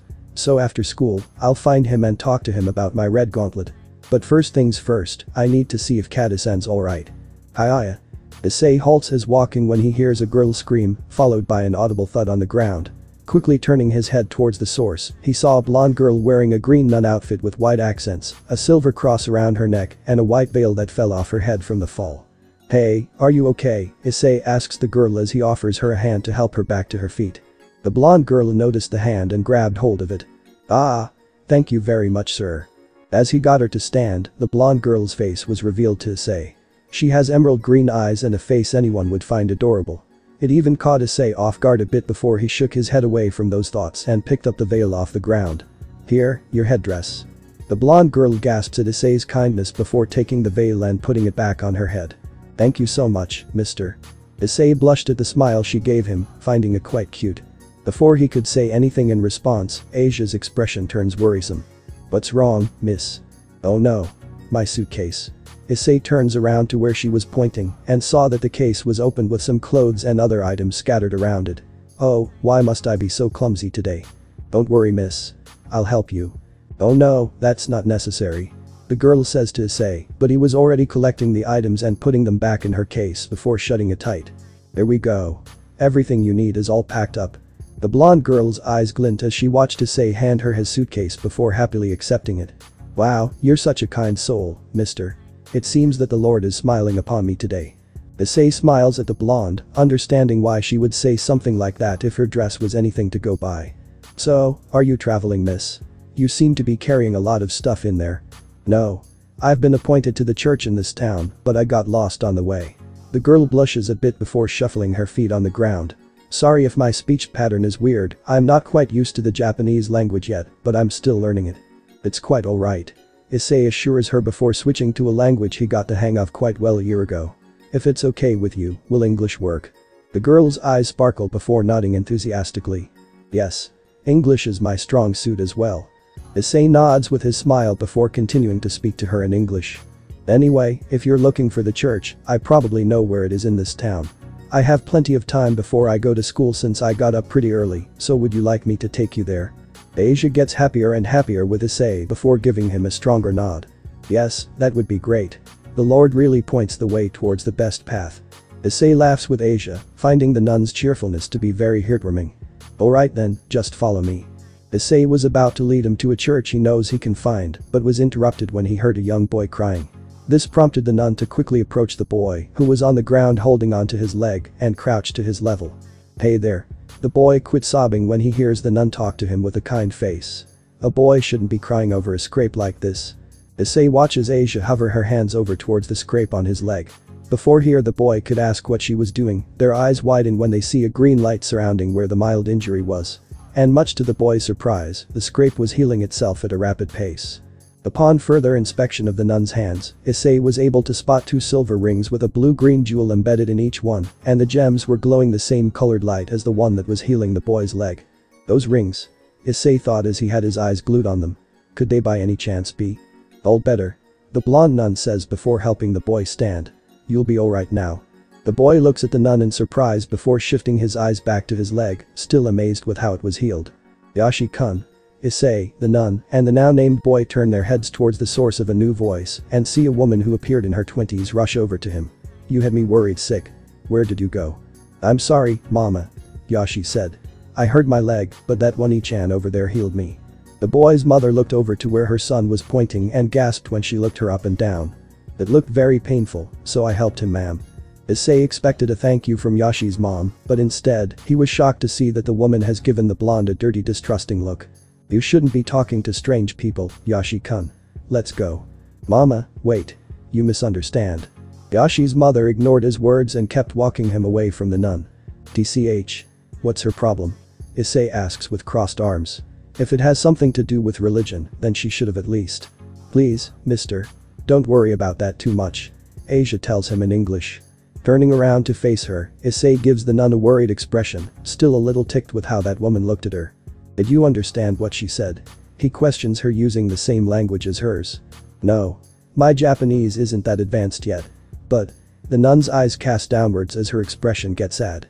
I know those eyes. Even in this city, there's no change. Arigato, Wani-chan. Asia was snapped from her somber thoughts when he heard Yashi talk to her one last time, before his mother had to tug his arm to keep him walking while quietly scolding him. Arigato is thank you in Japanese. Issei explains, making the nun smile before waving the boy goodbye, who kindly waved back without his mother noticing. Sorry about earlier, mister.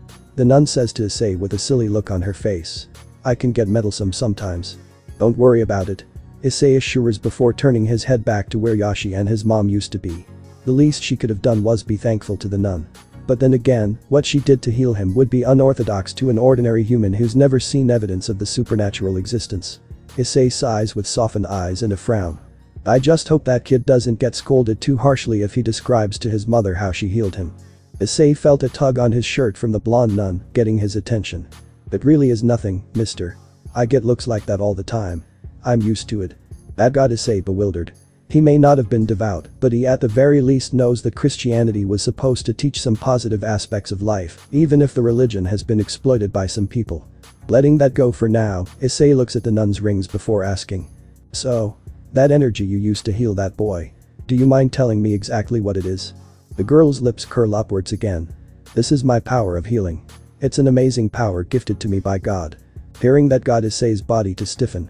With his bangs covering his eyes, Issei lifts his left hand towards himself, recalling what a certain black-haired fallen angel has told him before she gutted him at the park on that night. He then switches arms to look at the mark on his palm, which was given to him by a different god than the biblical one the blonde girl spoke of. After another flood of memories regarding that incident, Issei balls his right hand into a fist and sets it down. Right. Let's get you to the church then. Hearing that made the blonde nun to gasp in realization. Oh, that's right. The longer we stand here, the higher the chance you'll be late for school. I'm so sorry. It's okay, really. Issei says with his hands up. I'm a fast walker, so I can still make it on time. Nodding at him, the girl follows Issei towards the church he spoke of while helping her carry her luggage. It was a 2-minute walk, but eventually, the two discover a white and red church with a golden cross high above. Ah. That's the one. I'm so glad. Issei watches the nun skip over to the church after taking her suitcase from him. I'm happy to be of assistance, miss. Issei says before bowing his head to the nun. Then, I'll take my leave. Wait, please. Issei felt his arm get caught and turned around to see the nun holding onto him. You've taken me all the way here, please allow me to repay you in kind. Then no, that's fine. I can't be late for school, so. Be a bump. Ick. Issei's breath nearly gets caught when he suddenly felt his right hand shiver, making him shift his eyes towards it before he got on the verge of sweating. What's going on? This is a holy place. So why? Issei quickly looks around to see if he and the nun were being followed, but from what he saw, there was no one else there. And yet, his hand is still shaking. Mister? Issei was snapped from his trance when the blonde got his attention. Yeah, like I said, I got school and other things to worry about, so. Sorry. The girl looked disappointed before her eyes go back up to Issei. Then. Maybe next time when you're free, you can visit. Issei thought about it for a while before giving her his response. Well. I can't promise anything, but I'll see what I can do. He tells her before pointing at himself. I'm Issei Haidu, but you can call me Issei. And you are. The nun's eyes glitter in hope before introducing herself. My name is Asia Argento, but please, call me Asia. Issei nods before smiling kindly and walking off. Well then, Sister Asia, I'll talk to you later when I have the time. Take care. Yes. You too, Issei. I can't wait to see you again soon. Issei chuckles while waving Asia goodbye with her doing the same. After getting far away from the church enough, Issei's speed walk turns into a light jog, which later on becomes a faster run, so he can still make it to school on time. Along the way, Issei was thinking about that bad feeling he got in his right hand when he stuck around the church he escorted Asia to. Unless he was stalked by an unknown person of the supernatural that can hide themselves well, he was still confused about why he would have such bad feelings around somewhere that's supposed to be a safe place. When we last left off, Issei activated his sacred gear for the first time out of desperation to protect his classmate from the monster stray devil.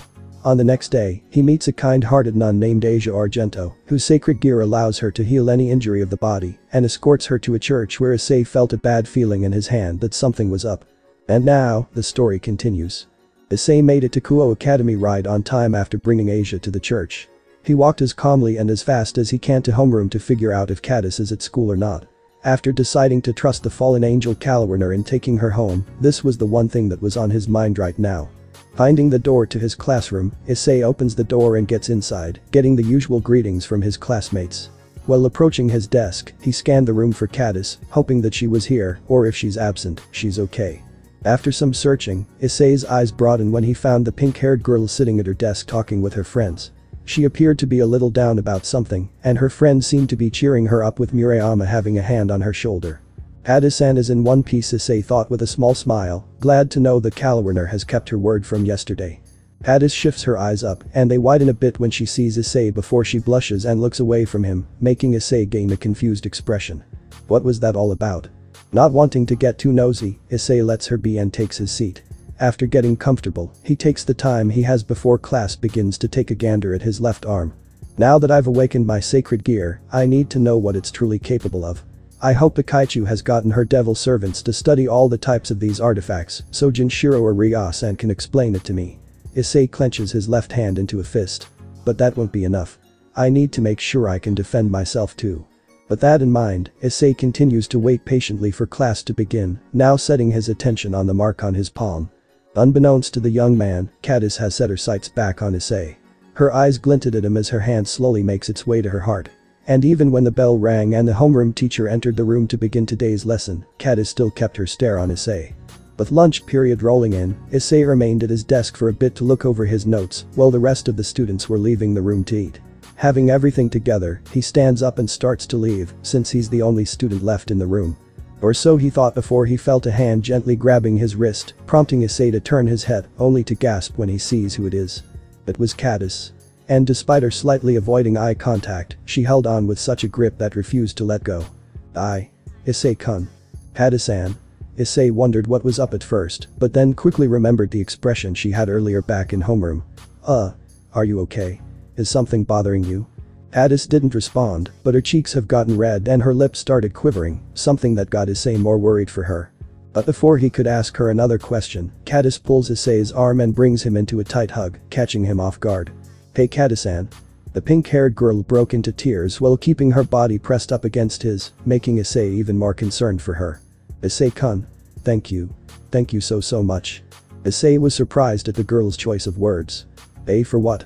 Cadis hiccups a few times before answering Issei. You saved me. You rescued me from that psychopathic woman. Issei froze with his eyes contracted. Does she remember the monster stray devil that he tried to protect her from yesterday at the abandoned building? Is she now aware of the supernatural? Without directly going into it, Issei makes an attempt to check just what she knows about the devil that attacked her and himself. Cadis-san. Do you recall what exactly happened back there before? You know. Cadis understood what he was trying to ask. What happened at the abandoned building would be quite traumatizing to not recall every little part of the event. There was a lady in that abandoned building calling to me for help while I was on my way to Murayama's place. But little did I realize that that same woman was actually someone very dangerous. Issei started to get more nervous since Cadis paused there, making him wonder more and more if she knew if that psychotic woman was a devil. What was she? Some kind of killer or something? Could be. All I can remember before getting knocked out was how she nearly cut me before I got rammed by something. And then. You came for me. Just as I was about to lose consciousness, I saw you onto me. Issei blinks at Cadis. Wait, so. She doesn't know that that woman was a devil. Not wanting to be any more risky with the subject without accidentally revealing something about the supernatural, Issei decides to leave it at that and give Cadis a hug back in comfort. I'm sorry for what you had to go through, Cadis-san. It's okay. Although, it must be just as frightening for you. Nah, it's nothing too bad. Issei says before looking away and sweat dropping. Comparing yesterday's devil encounter to being nearly killed by a fallen angel, I'm honestly not sure which is scarier. Issei coughs into his hand before setting his stare back on Cadis. Anyway, we should get something to eat. We don't want to waste too much time after all. Cadis makes a look of realization and laughs with a blush. Yeah, you're right. Let's go. Cadis puts her hands behind her back with a bigger smile and redder cheeks. And, if you'd like, you're more than welcome to join me and my friends. Issei blinks at Cadis's offer in slight surprise before scratching the back of his head.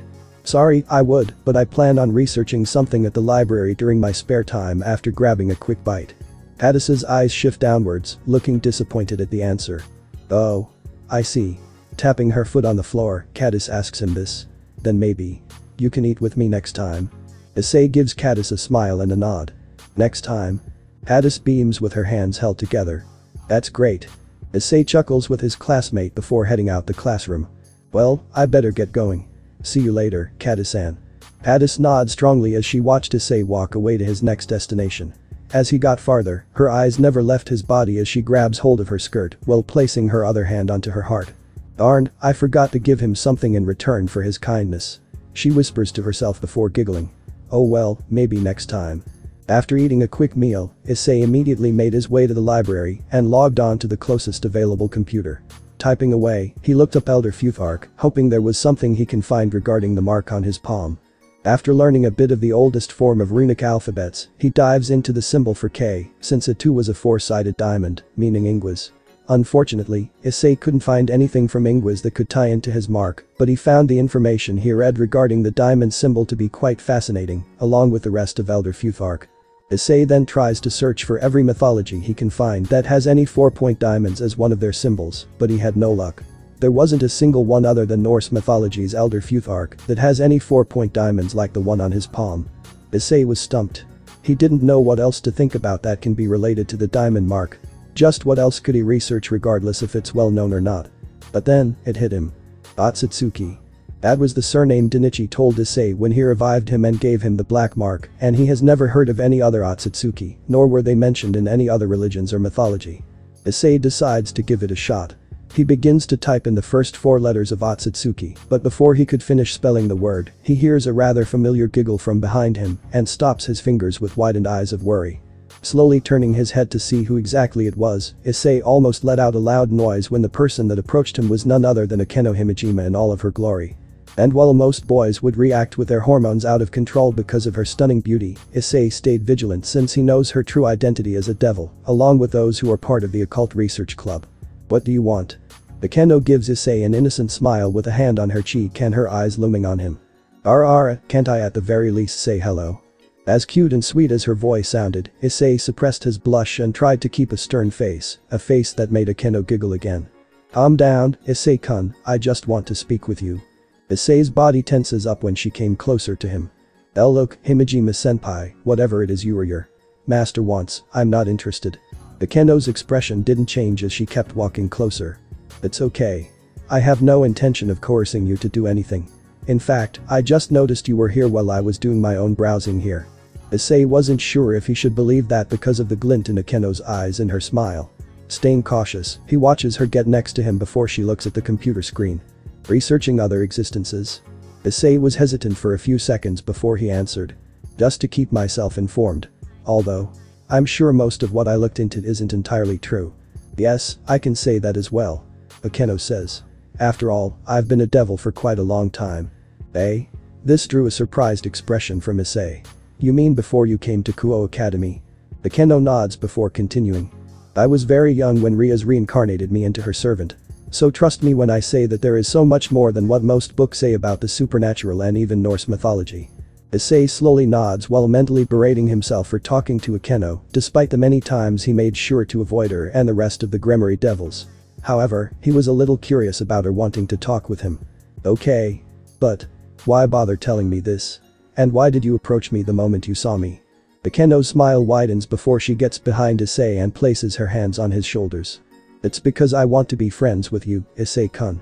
Issei was bewildered by Akeno's answer and was going to try and say something else until she slithered her slender arms around his neck and went in for the hug, making Issei's cheeks burn red as he felt her bust touch his nape. Issei-kun, I know that you don't want to be on talking terms with my butchu or the other people in the occult research club at the moment, but they really aren't bad people. Even so. You should know exactly why I've been avoiding them. I know. The butchu understood her error with how she intended to save you earlier and is still remorseful about it. Akeno presses her bust further against the back of Issei's neck. But please consider at least talking to me. It'll be just the two of us. I promise. Issei was once again gobsmacked by Akeno. But why? Akeno's eyes softened towards Issei before she started stroking his chin with a finger. Because you're different from the rest of the boys at school. What? Different? Akeno giggles before explaining further. When I got to Kuo Academy, I always thought that all men were the same, specifically in the romance and personality department. But you're very different. You're sweet, gentle, and you're undoubtedly the cutest of them all. Issei had no idea what to say about what Akeno told him about men. He doesn't even know why she changed the subject to such a topic in the first place. Before he could ask, Issei gasps when Akeno leans her head close to his where her lips approached his ear. So please consider befriending me. If you're concerned about Rias knowing, then it'll be a secret between the two of us. It'll be like having an affair. Saying that followed by Akeno gently blowing into his ear was enough for Issei's face to go red and his eyes to turn white. And with incredible speed, Issei logs off the computer and quickly gets up from his seat, forcing Akeno to let go. I am leaving. Akeno watches Issei speed walk out of the library without disturbing the other students residing in it. And as the door shut, her eyes glinted in excitement as her lips curled upwards. Fufu, you can't run away from me forever, Akeno coos before licking her fingers, looking forward to speaking with him again. After the school day has concluded, Issei got up from his desk and began to head off in search of Junshiro. He wasn't sure how much time he had since Ria decided to walk him home every day after school, but it wasn't going to stop him from at least looking for him before Junshiro has to do his duties as a member of the student council and a devil. As he kept moving, Issei saw a familiar dark shade of blonde hair and sped up to catch up to him. Junshiro. The blonde boy turned around when he heard someone call out to him and sees Issei. Oh, hey Haidu. Junshiro gives him a wave. Sorry, but I got duties at the student council. I won't be able to hang out for today. I know, but this is important. Issei tells his friend. Surely you have plenty of time before you go to the Kaichu. Junshiro could see in Issei's expression that he really needed to tell him something. Well, if it's something really quick, we can talk, but not for too long.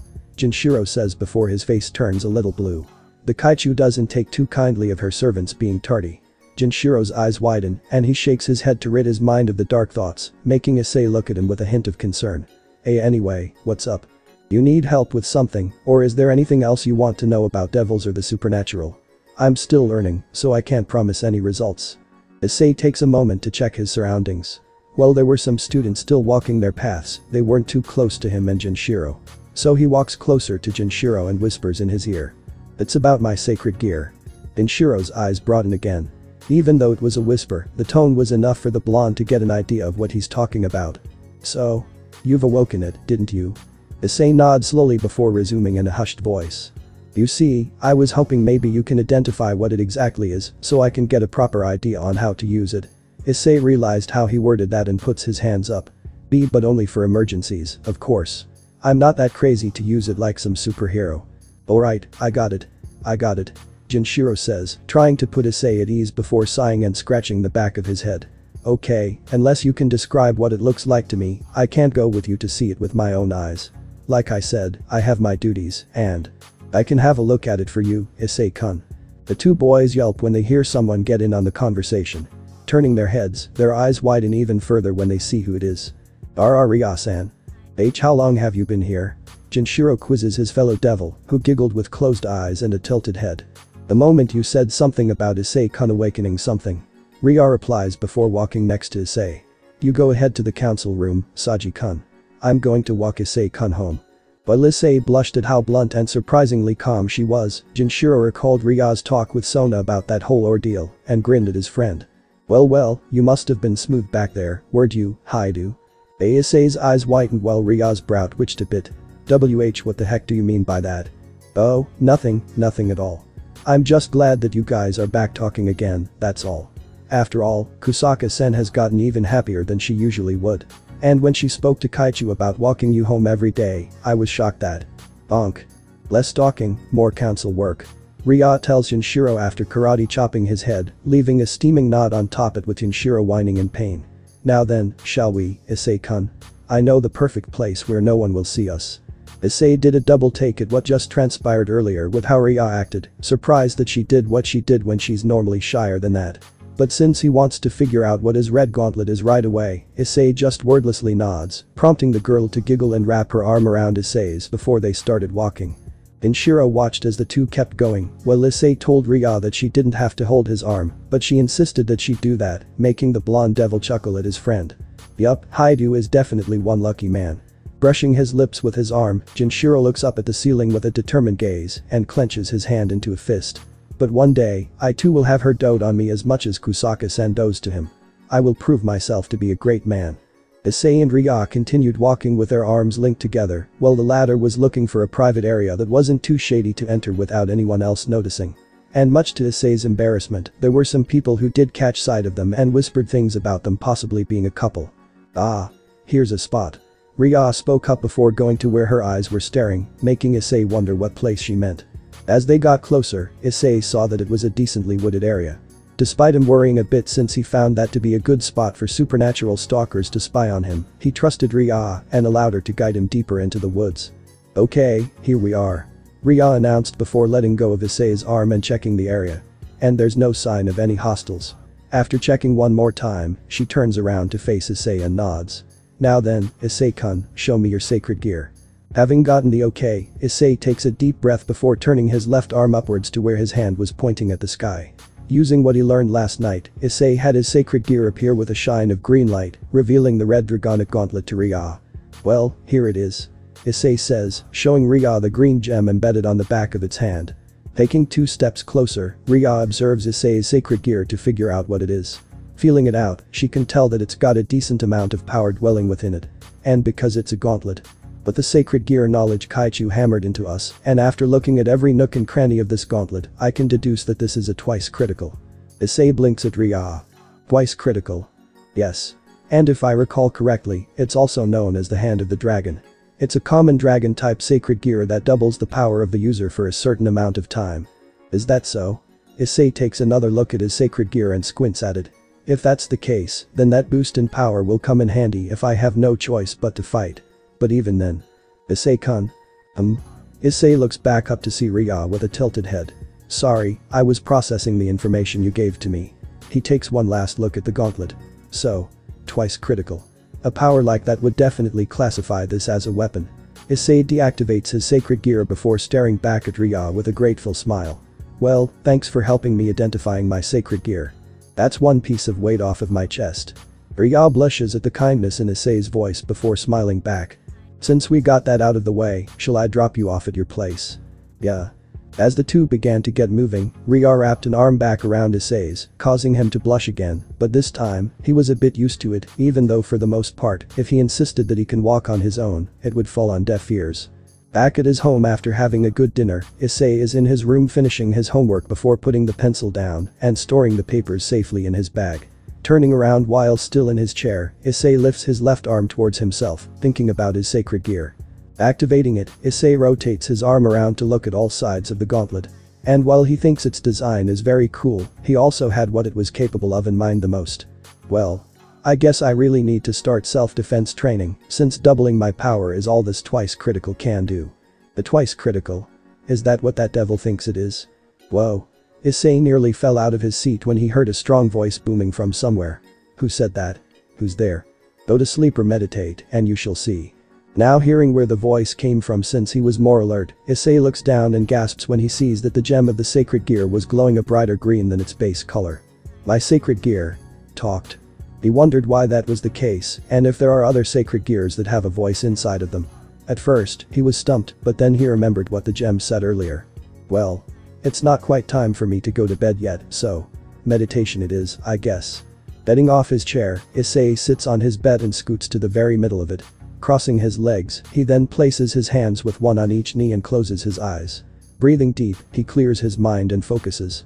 Slowly opening his eyes, Issei looks where he is and was shocked to see that he was no longer in his room. Looking around, he found himself in a pitch-black void, while also noticing that he was now standing instead of sitting. Whoa. I've never meditated before, but I know that this isn't how. Issei pauses when he just realized something. A pitch-black area. Being able to see his own body but nothing else. This is definitely a space he's been in before, or at least, it feels similar to what happened on that dreaded day he was nearly killed by Rainer. Okay, Issei, calm down. You got here because you decided to listen to the voice from your sacred gear. But the question is, what now? Look behind you. Hearing that familiar voice again, Issei slowly does as it instructed. Upon doing so, his eyes slowly go as wide as saucers as he bears witness to a large red western dragon with a long neck, green eyes, and red and golden spikes throughout his body. So, this is who my new host is. And it's not a warrior this time. These are strange times, indeed. Issei wasn't sure how to respond to the dragon's words, but he definitely has a lot of questions. Are you? The voice that spoke from my sacred gear. The dragon's expression didn't change. You're correct. That voice you heard belongs to me. In fact, I've been trying to contact you for quite some time. However, you were too young and weak at the time. But now, my words can finally reach you, both in your consciousness and from my sacred gear. His sacred gear? Issei echoed mentally before shifting his eyes to his gauntlet. As soon as he did, Issei remained silent when he realized how similar its scaly design was to the red dragon before him. Or rather, the design was too similar. Finally putting two and two together, huh? Issei slowly lifts his head up back at the dragon with an astonished expression. You are sealed in this gauntlet. Yes. My spirit was put inside of the sacred gear during the Great War between the three factions. The war? The dragon nods before explaining. Long ago, two heavenly dragons were in battle with each other to determine which one is the strongest. This fight carried on for many years up to the three-way war between the devils, angels, and fallen angels. And during their fight at that time, the three factions have interrupted their duel due to the destruction these dragons have caused. Enraged by their interference, the heavenly dragons decided to work together to get rid of them, starting with their leaders. Unfortunately for them, those leaders proved to be very powerful, resulting in their demise before their souls were sealed in their own sacred gears. Issei took a step back to take all of this in.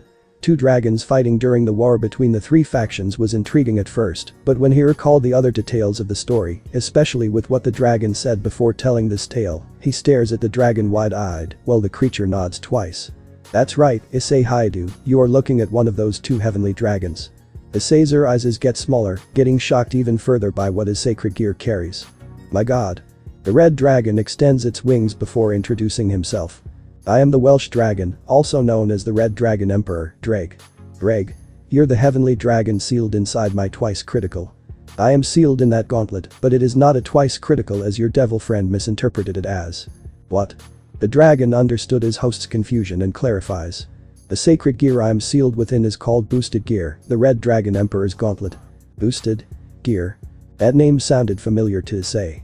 Digging further into his memory banks, his eyes widen once more. That's right. Dinichi Otsutsuki said something about how I carried such sacred gear. He even mentioned the Red Dragon Emperor before he saved me from dying.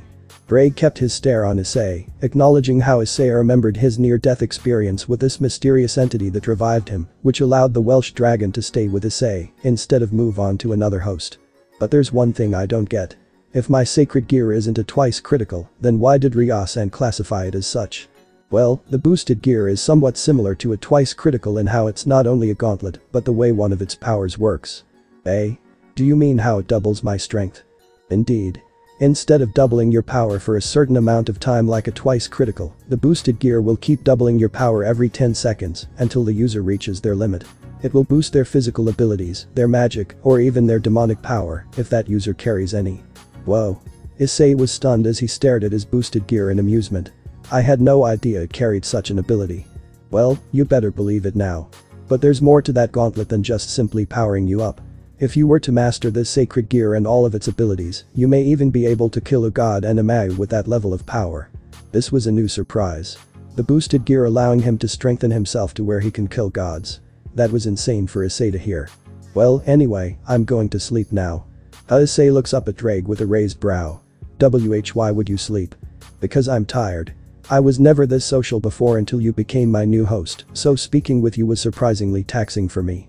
Issei sweat drops at the dragon, having some doubt that this was the real reason. But then, he remembered something else, and he wanted to ask him something about it. Hang on. Welsh Dragon Sama, or Red Dragon Emperor. Just call me Dreg, kid. It's not that big of a deal. Issei scratches his cheek sheepishly. Alright. Dreg, can I at least ask one more thing before you turn over? That depends on what it is. Dreg's eyes broaden a bit when Issei shows him his right hand. This mark on my palm. Do you have any idea what it could be? Dreg takes a moment to observe the black four-sided diamond. Grunting, he shifts his eyes at Issei before giving him his answer. Other than that the entity you called Dinichi Otsutsuki was the one who gave it to you after he revived you, I'm afraid your guess is as good as mine. Issei slumped over and sighed. He hoped that the dragon within his sacred gear could know something about the mark since he's been around for who knows how many years, but he didn't. Oh well, worth a shot. This is where we depart for now. Until we speak to each other again, my new host. Issei's eyes snap open, finding himself back in his bedroom. There were a few beads of sweat on his forehead before he wiped them off with his hand. Phew. That was crazy. He said to himself before standing. So. My sacred gear is actually called boosted gear, and according to Dreg, it's stronger than a twice critical. He lifts his left hand towards himself before slowly clenching it into a fist. And if I remember correctly, Dinichi called it a longinus, allowing me to kill a god. Breathing through his nose, Issei puts that note aside for now and checks his phone for the time, which was 9 o'clock on the dot. Geez, how long did Dreg and I talk? Thinking for a bit, Issei decided to use the rest of the time he has left to look up some self-defense videos to get an idea of the routines before using some time tomorrow after school to head out and train himself. Plus, after tomorrow, he'll have a 2-day weekend to take more time into physical training, so he can at least deal some damage to his hunters or stalkers before running away if they're too strong for him. But that decided, Issei got started with the basic self-defense videos of punching, specifically, boxing. After he watches these videos, he intends to implement them and strengthen himself with his own training later. 2 days pass. On a Saturday morning, Issei was getting ready to head out for full-time training, wearing a gray hoodie and dark blue short pants. He plans to not only increase his endurance, but make sure he becomes a good fighter to protect himself and even his family whenever that time were to come. Issei. The young man turns around to see his mother approaching him as he was about to open the door outside. Yes, mother. Miki shifts her eyes to the side for a few moments, thinking about how sudden this was before looking back at her son. Look, sweetie, I know your father approved of you going out for a long time to strengthen your body and self-defense, but I for one am still worried for you. Issei understood where she was coming from and gave her an assuring expression. I promise to not overdo it if that's what you're thinking about. Miki's eyes soften before she hugs Issei tightly and kisses him on the cheek. At least be back before dinner, will you? Of course. Releasing him, Miki watches Issei exit the house and set off for his workouts, hoping that her son won't push himself too hard. The moment he got out of the house, Issei started jogging while searching for a good, appropriate spot to perform other physical workouts. He kept running for 15 minutes until he found a grassy area with plenty of room for such training. Finding a good spot before taking a swig of water, Issei began the usual workouts. When he first started with the push-ups, he was doing great, but it was when he hit the 30 mark that he started to feel the burn. Issei somewhat expected this for getting as far as he did for the first workout. Despite what happened to his body after being revived, he still didn't have unlimited stamina, nor was he anywhere on the level of Kalwarner and the Devil's Strength. And that's why he must keep training. And although it feels like he's cheating because of the bigger stamina and speed he's gained after that night, he's still going to push himself until he truly feels tired. From push-ups to sit-ups and planks, a full hour has passed before he falls to the ground with his back, gazing at the clouds as he sweated from his activities. Reaching for his water bottle, he sits up to drink from it, for he knows that he wasn't done yet. He still needs to shadow box so he can get his fighting skill to where he has a high chance of survival against whoever may come for him next. I'm pleased to see that you're preparing yourself. Issei jolted from where he was sitting when he heard a familiar voice in his head. Drake. Yes, it is I am communicating with you telepathically instead of the boosted gear, so that only you can hear me. Issei slowly nods before searching his surroundings, seeing that no one was paying attention. So. I guess this means you can hear every thought of mine, can you? That is correct. Now listen closely, you do understand that the devils and possibly other supernatural beings may be watching you from afar, yes? Issei nods again. I thought so the moment Gremory Senpai told me about the supernatural and devils. Then you also understand why it's important for you to get stronger. There are plenty of factions out in this world that will do anything to either have you join them or kill you if they see you as a big threat. Issei's fists tightened when Drake brought up the possibility of death. Okay. But what about the other one? There was a moment of silence before Drake spoke again. Do you mean the other heavenly dragon? Yeah. That dragon got sealed in a sacred gear like you did, so what are the possibilities that someone in this town may carry said gear? Another moment of silence occurs before Issei gets his reply. I am unable to sense the other dragon at this very moment, but I wouldn't worry about it too much for the time being. For now, focus on becoming a better fighter. Even though the times have changed for most humans, the same cannot be said for those who carry power. Just like your other hosts through those years, huh? Indeed. Breathing deep, Issei stands up from his spot and glances at the clouds. His stare tightens, knowing full well that he has no other choice but to fight.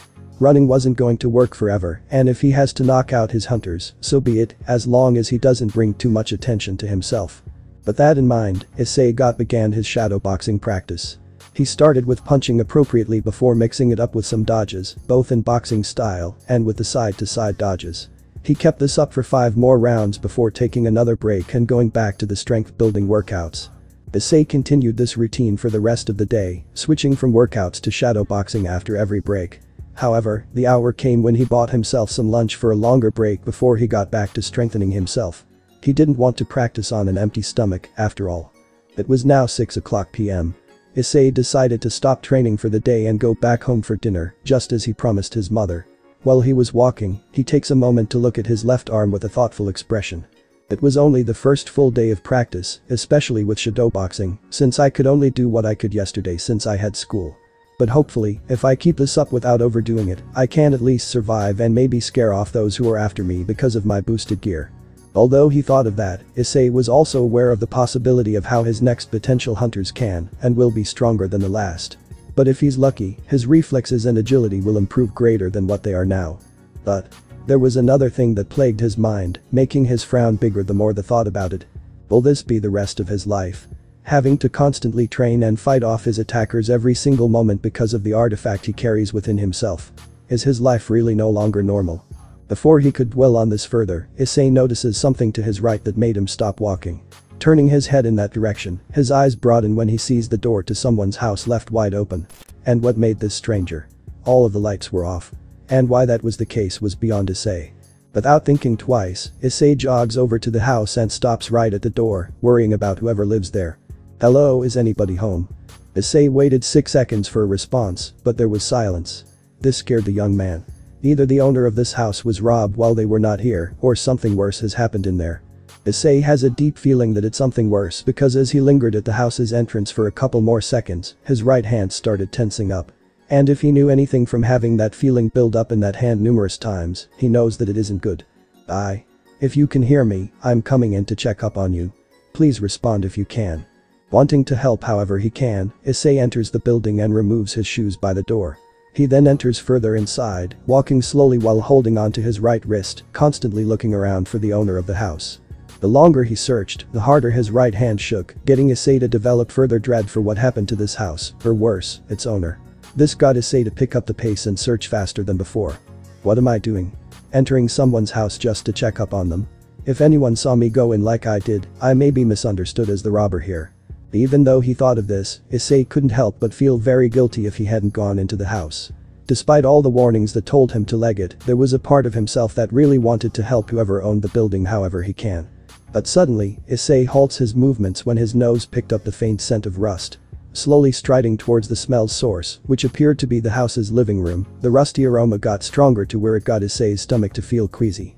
Issei's eyes shift all over the living room to find what that terrible smell is.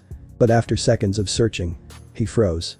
His entire body was as petrified as a statue the very moment he discovered the vile source of the disgusting, rusty scent.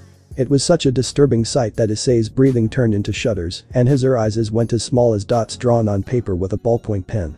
On the right wall of the living room, Issei has found the corpse of a man stuck onto it like an inverted cross. His arms and legs were nailed while a bloody knife was stabbed into his chest. And what mortified Issei the most? He saw the poor man's intestines hanging from the knife wound, while the wall the corpse was hung onto was painted a visceral red, along with the floor and some of the furniture. Issei's breathing got faster and faster as his eyes remained glued on the dead body. His body began quaking to the point where he was on the verge of falling to the floor. He thought he saw a real gruesome death with how Kalawiner dismembered the devil that tried to kill him in Caddis, but this was a whole new level of violence compared to how it was portrayed in fiction. With his mind giving out, Issei took a big step back and started screaming. The way the man went out before he was stapled on the wall was just far too much for the young man to handle mentally, as he kept the shouts of horror going for a good 15 seconds. Before he could release one more screech, Issei was forced to put his hands over his mouth as he felt his stomach react. It wouldn't be long after that before he began to vomit on the floor. He kept retching and puking 3 more times before he finally stopped, staring at his own vomit with tears in his eyes, while still remembering the man's murder. Oh my god. Sheesh, dude, don't you think that's a bit too much? Issei's eyes widen further when he hears a new voice from behind him. Turning around in a sitting position, his eyes contract when he saw a rather calm boy around Issei's age, giving him a weird look while casually sitting on a couch. The boy's hair is short and white, his eyes are red, and he was wearing an outfit that's more suited for someone who is part of a holy church. I mean, to be fair, the place was already a mess before you threw up. The boy continued with a shrug before grinning. So, I take it this is your first time seeing a dead body? Issei shivered at how happy he sounded. It was as if a mutilated corpse wasn't a horror show to this white-haired boy. Who? What are you doing here? The boy snickers at Issei before uncrossing his legs. I don't know why you expect me to tell you since you're an ordinary human. He states before taking a quick glance at the dead body and looking back at Issei. But given the circumstances that have occurred this very second, I might as well give you the details. The boy's smile gets dangerously wider before resuming. The name's Fried Selzen, and if you can't tell by the attire, I'm a priest, a young boy priest. And my job is to destroy all shitty devils and the fiends who would dare to form pacts with them. And right now, I'm on a stakeout, hoping the shitty devil that was summoned will take the bait. Issei looked at the self-proclaimed priest with a very confused stare. But then, he starts to put it all together when he recalled what he explained to him. You mean? that it was you who did this to him?" The young man nods with no shame at all. The cocksucker was a sinner. Wasn't even his first time summoning a shitty devil. It was about time this heretic met his end. Issei felt disgusted by how joyful Fried explained his side. How? How can you say it with a straight face like that? Fried rolls his eyes at Issei. Please, even someone as pretty as you should understand why it's a sin to befriend trash as filthy as devils. Those shitty creatures feed on human desire, while making sure the scum benefit more than who their contractors are, and with how shitty even most humans can be, it makes them easy prey. Issei's eyes twitch at how heavy the priest's hatred was for devils. Sure, there may be devils that can be conniving, and Riaz has tried to make him a devil servant during that night with Raynor and made him keep his distance from her and the rest of the orc, but he understood that there are devils that are good people. Ryo and Jinshiro, these two are his personal examples of good devils, and maybe the rest of those at the student council are also the same. But with the Gremory devils, he likes to believe in redemption and that they, as well as other devils he has yet to meet, can learn and change for the better. Well then, with explanations out of the way, time to die. Issei was snapped from his thoughts when he heard Fried sing that in glee. What? Sorry, dude, nothing personal. The young man says while standing up and putting his hands in his coat's pockets. You see, I have a no witnesses rule when I hunt down shitty devils and slay their source of power. Can't afford for anyone to know my existence. Surely, you understand. Pulling his hands out from his pockets, Fried reveals two weapons. In his left hand, he carries a pistol with holy markings, and in his right, a silver handle that looked like it belonged to a sword. With his thumb tapping what appeared to be a button, a blue light blade appears from its tip. Issei looks on at the arsenal with dread. It was bad enough that people of the supernatural were after him because of his sacred gear, but now, he found himself prey to a serial killer who murders those who make pacts with devils. And from seeing how messed up this man's body was because of Fried's actions, and that he had no problems killing, Issei was getting more terrified by the minute. Get a hold of yourself. Issei almost shouts when he hears Drake booming in his mind. Listen well, throughout your life, you will face opponent after opponent who will stop at nothing to take your life. You will see dead bodies of either your foes or their victims, you will have to make tough decisions that may lead to things you are not ready to witness, and you will always find yourself in a life or death situation. As scary as this was for Issei to hear, he knew that the Welsh dragon was right. No matter what he does, he will have no choice but to face danger head-on and fight for survival, as there are situations like this that he simply cannot run away from. Now if you want to live, get up, ready your boosted gear, and don't let that human scare you. You went through worse, now face your opponent and do what you can to win. With gritted teeth, Issei slowly gets up from his spot. This action got Fried to laugh as he watched him face him with his eyes obscured by his bangs. Well, somebody's ready to go out in style. So, what'll it be? Want a bullet right between the eyes, or do you want to get sliced in half? Issei was silent a moment, his bangs still covering his eyes. Fried notices a shine of green cloak his left arm, before it revealed a red dragon-like gauntlet with its gem lightly glowing green. None of the above. Fried's brows rise at the sudden change of attitude from Issei, as he could finally see the young man's eyes, which were giving off a stern vibe. Ooh, oh, so you're gonna try to fight me now? That's just cute. Fried exclaims before rushing towards Issei. But since you're Balsi, I'll give you a discount on both weapons. Fried raises his light sword to slash at Issei, but he was fast enough to evade the attack while keeping his eyes on his opponent. However, the one weapon Issei needs to be aware of the most is Fried's pistol. Because there was no telling on when he'll attempt to shoot him, Issei can't afford to charge at him like a brawler. For now, he kept his distance and waited to see what the psychopathic priest will do next. Fried's lips morph into a menacing smile as he slowly turns his head towards Issei, unnerving him. Guard yourself with the boosted gear. Issei wasn't sure why Drake gave that command, but he quickly did it anyway. And with a blink of an eye, the sound of gunfire rang throughout the entire house, making Issei flinch at the loud sound, followed by the light vibrating feeling he got in his left arm. Opening one eye, Issei saw that the bullet has hit his boosted gear and fell to the floor in front of him, revealing that the projectile was flattened. Whoa. That is handy. Well, this is a sacred gear. Fried's eyes widened at what has happened before appearing annoyed. TCH. Your damn fancy gauntlet was able to block it, eh? Issei kept his eyes on Fried as the latter aims his gun at his head, prompting him to cover his face with boosted gear. Fried goes for the leg only for Issei to guide his gauntlet there, making the priest angrier at how fast he is to protect where he's trying to shoot. Wow, are you just? Fried grunts before trying to aim at another open spot before Issei moves his left arm there to guard. Ladies and gentlemen, the Jackie Chan of bullet shielding. Seriously, how are you this good at it? Getting frustrated that he wasn't able to get a clear shot at Issei without wasting any bullets, Fried decides to take a more physical approach and lunges at Issei with his light swords out. Issei sees the blade coming at him on his right side and quickly jumps out of the way. And as a precaution, he got his boosted gear up to block if he didn't dodge far enough. And the precaution was worth taking as the tip of the blade would have grazed his cheek if he didn't deflect it with his gauntlet. Fried snarls at this and attempts to slash him again. But this time, Issei saw an opening to land a punch on his face or his stomach. But before either one can make their moves, Issei and Fried were forced to stop in place when they catch sight of a familiar shade of blonde. Taking a closer look, their eyes broaden when they see that it was a certain nun that got in the way while extending her arms out to defend Issei, whose expression turns into dread when he managed to get a look at her face. Asia. Fried blinks at the nun twice before giving her a scolding expression. Sheesh. I almost chopped your head off. He shouts before taking a quick breath with beady eyes. Anyway, you got that trap set up like I instructed, Asia-chan. Issei's expression remains shocked. He knows Asia. The blonde girl shakes her head at Fried with an upset face. Please don't hurt him. Why do you have to do this to Issei-san? Fried tilts his head with a raised brow. Wait. Do you know this guy? The priest questions before giggling with a wide grin. How interesting. What? Did you get lost and had to ask for directions or something? Asia. The nun turns around when she hears Issei talk to her. Issei-san, what are you doing here? Asia gasps when she sees the horrified expression on her new friend's face. I should be asking you the same thing. He began before pointing a finger at Fried. Or rather, why are you here with a murderer?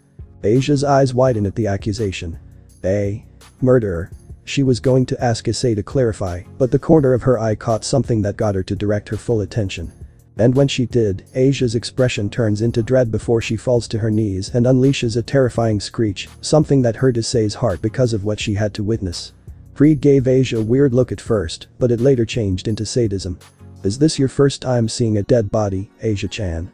Fried asks before poking at the corpse with his pistol. Well, don't worry about it too much. This human waste was mesmerized by a devil, and I did the right thing by sending this fucker to hell. Hearing Fried speak such vulgar words towards a girl as kind as Asia, as well as seeing her start to cry over the deceased man, got Issei enraged so much that his boosted gear's gem flickered green in reaction to the said anger. I know it's gross, sweetheart, but that's how it is. Now hurry up and get back to deploying that trap, Kay. Asia's eyes were overshadowed by her bangs as more tears kept rolling down her cheeks. The more she cried, the more infuriated Issei got after he gets the idea on what kind of situation Asia is in. However, if there was someone Issei was more angry at than Fried, it was himself. Issei was the one who took Asia to that church 2 days ago, and it was most likely that Fried was in there if the bad feeling he got in his right hand that day was what it indicated. This is all my fault. Issei thought to himself as his right hand shook harder than his left. If I had just trusted my instincts and not taken Asia to that church, then. Wrong. Issei and Fried looked over to Asia when they heard her whisper something. Ha. Fried tilts his head left and right. Did you say something, Blondie? Issei could hear the nun's breath shudder as she stood back up and faced Fried with furrowed brows. I understand your feelings, but this is wrong, Father Fried. Just because the person was led astray by a devil doesn't mean that they should immediately die. Everyone deserves a chance to repent, and if we keep doing such cruel things like this, are we really better than the sinner? Issei was astonished by what Asia had to say. After she witnessed such a gruesome sight, he never expected her to still have the will to tell Fried what was wrong with his way of thinking. But Fried, on the other hand, didn't like what she had to say and stomped towards her. What the hell are you talking about, you idiotic nun? People who make contracts with devils are just as shitty as them. Isn't that something you learned in church? She may have been frightened by Fried's anger, but Asia didn't back down. Even those who make pacts with devils deserve a chance to atone without death. No, they don't, you twat. I thought so too, but after what you've done to this man, it's absolutely unforgivable. Regardless of people's backgrounds, killing people is still a sin. Not even the Lord would allow. THWAK. Hiya. Asia. Issei screams for her after Fried smacked her across the face with his gun, making the nun stumble and fall onto the floor. You really don't know when to zip that whoremouth of yours, do you? The priest asks while towering over the girl with a trickle of blood from her mouth. Even though Nissan said not to kill you, I can still do whatever I want to you if it means I can put you in your place. Issei eyes his contract when he witnesses Fried use his firearm to unbutton Asia's dress, revealing her white bra and making the blonde girl squeak in fear. And seeing Fried drag his tongue around his lips clockwise was enough for Issei to take action. Taking advantage of the opening, Issei runs towards Fried and slams his left fist into his gut, forcing the priest off of Asia, before Issei follows it up with a right hook to his nose, sending Fried slamming into the wall next to the window. After sliding down the wall to land on his butt, Fried guides his hand towards his nose, and his brows raise when he learned that it was bleeding.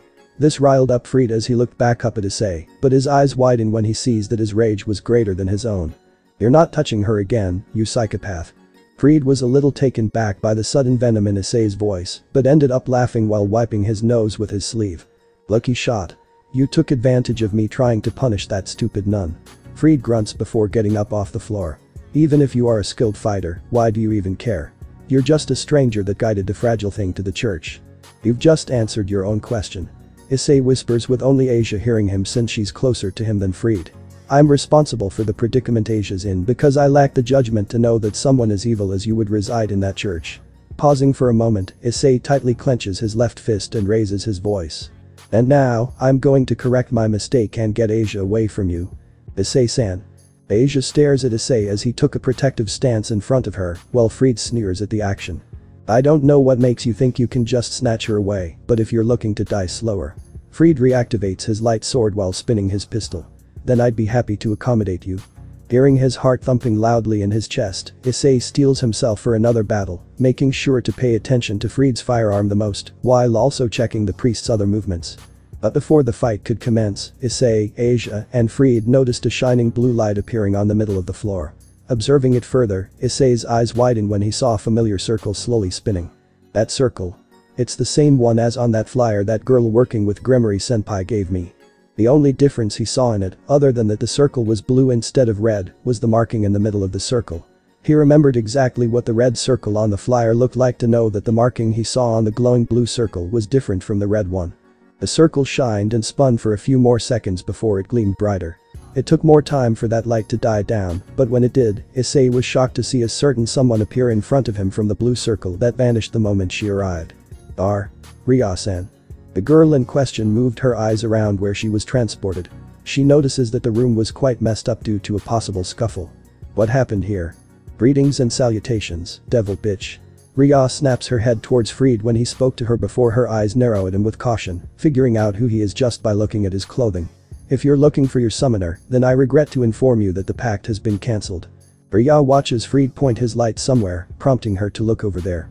Once she did, she gasps with contracted her eyes when she saw the corpse of her summoner stapled on the wall. Her expression goes from horror to fury as she looked back at the grinning Fried. "And you have the gall to call yourself a righteous priest?" Ria hisses, startling Issei and Asia because of how angry she is. Fried cackles like a maniac before pointing his sword at Ria. "Is a shitty devil seriously trying to criticize me? How disgusting." Ria scoffs at Fried. "You've lost your right to say what's revolting the moment you've committed murder, stray exorcist."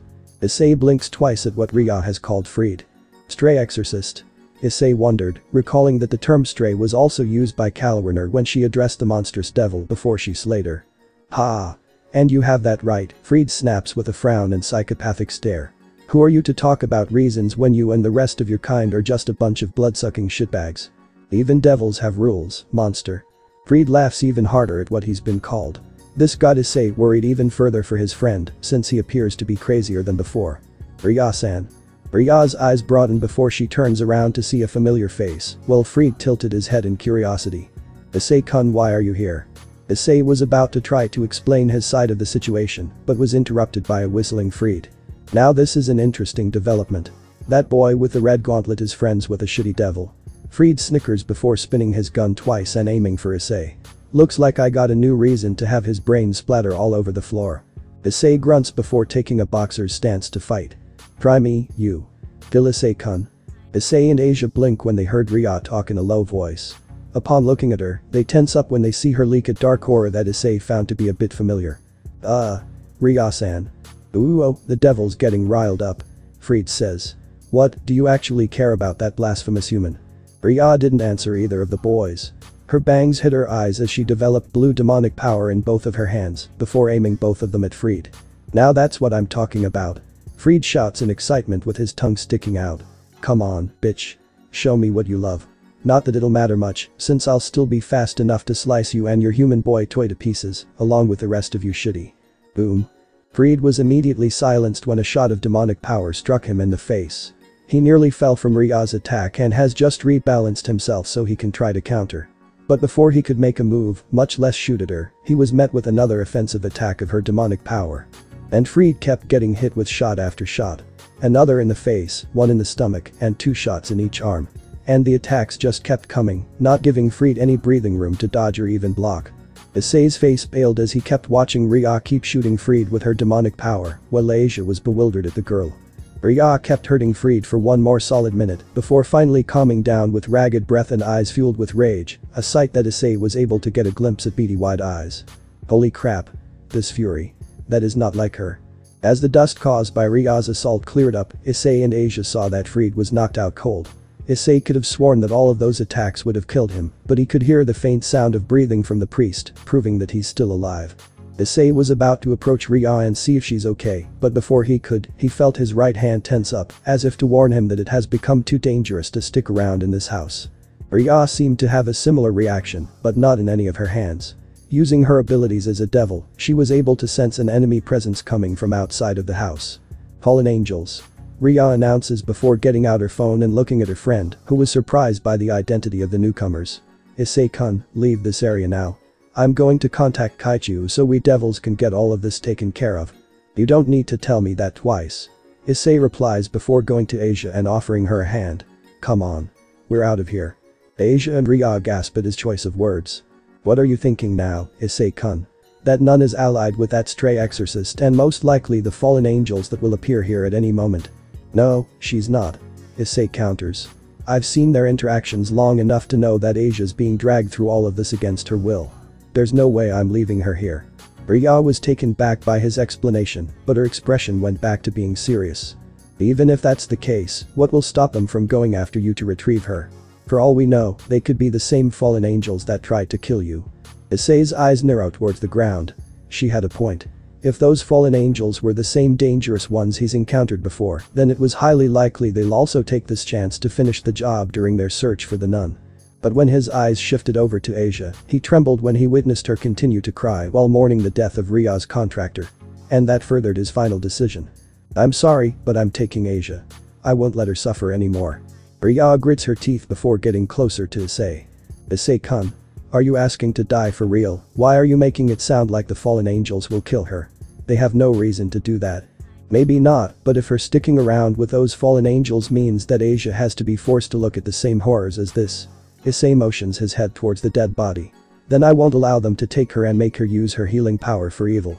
Ria's eyes broaden. Asia's ability to heal was why Freed and the fallen angels wanted her. But regardless, she still wouldn't allow Issei to take Asia away from this house. Before she could say something else, Ria saw Asia latch onto Issei's arm, whose eyes broaden at the sudden action. Issei-san. The nun utters before looking up at him with more tears rolling from her eyes. Please. Take me away from here. I can't take being around them anymore. Issei and Ria gasped as they saw how much Asia was hurting.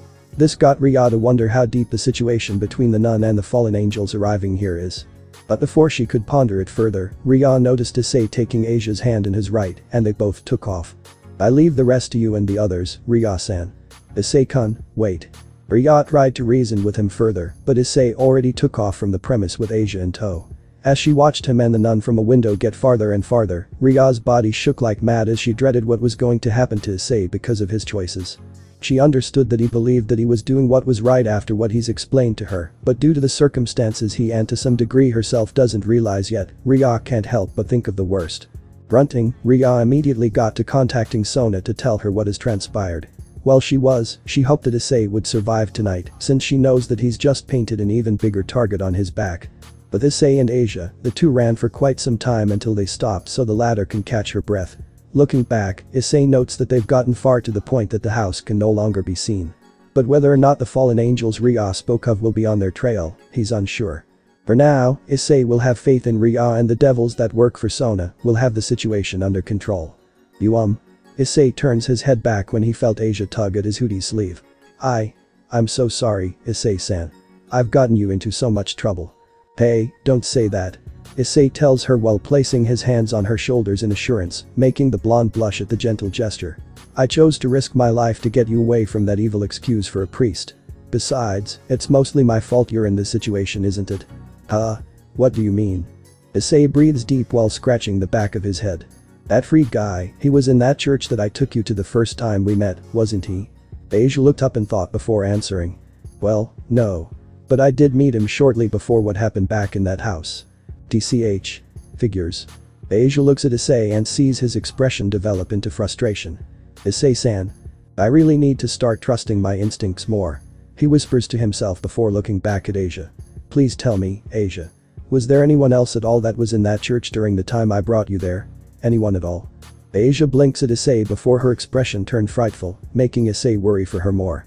I wouldn't dive into that topic if I were you.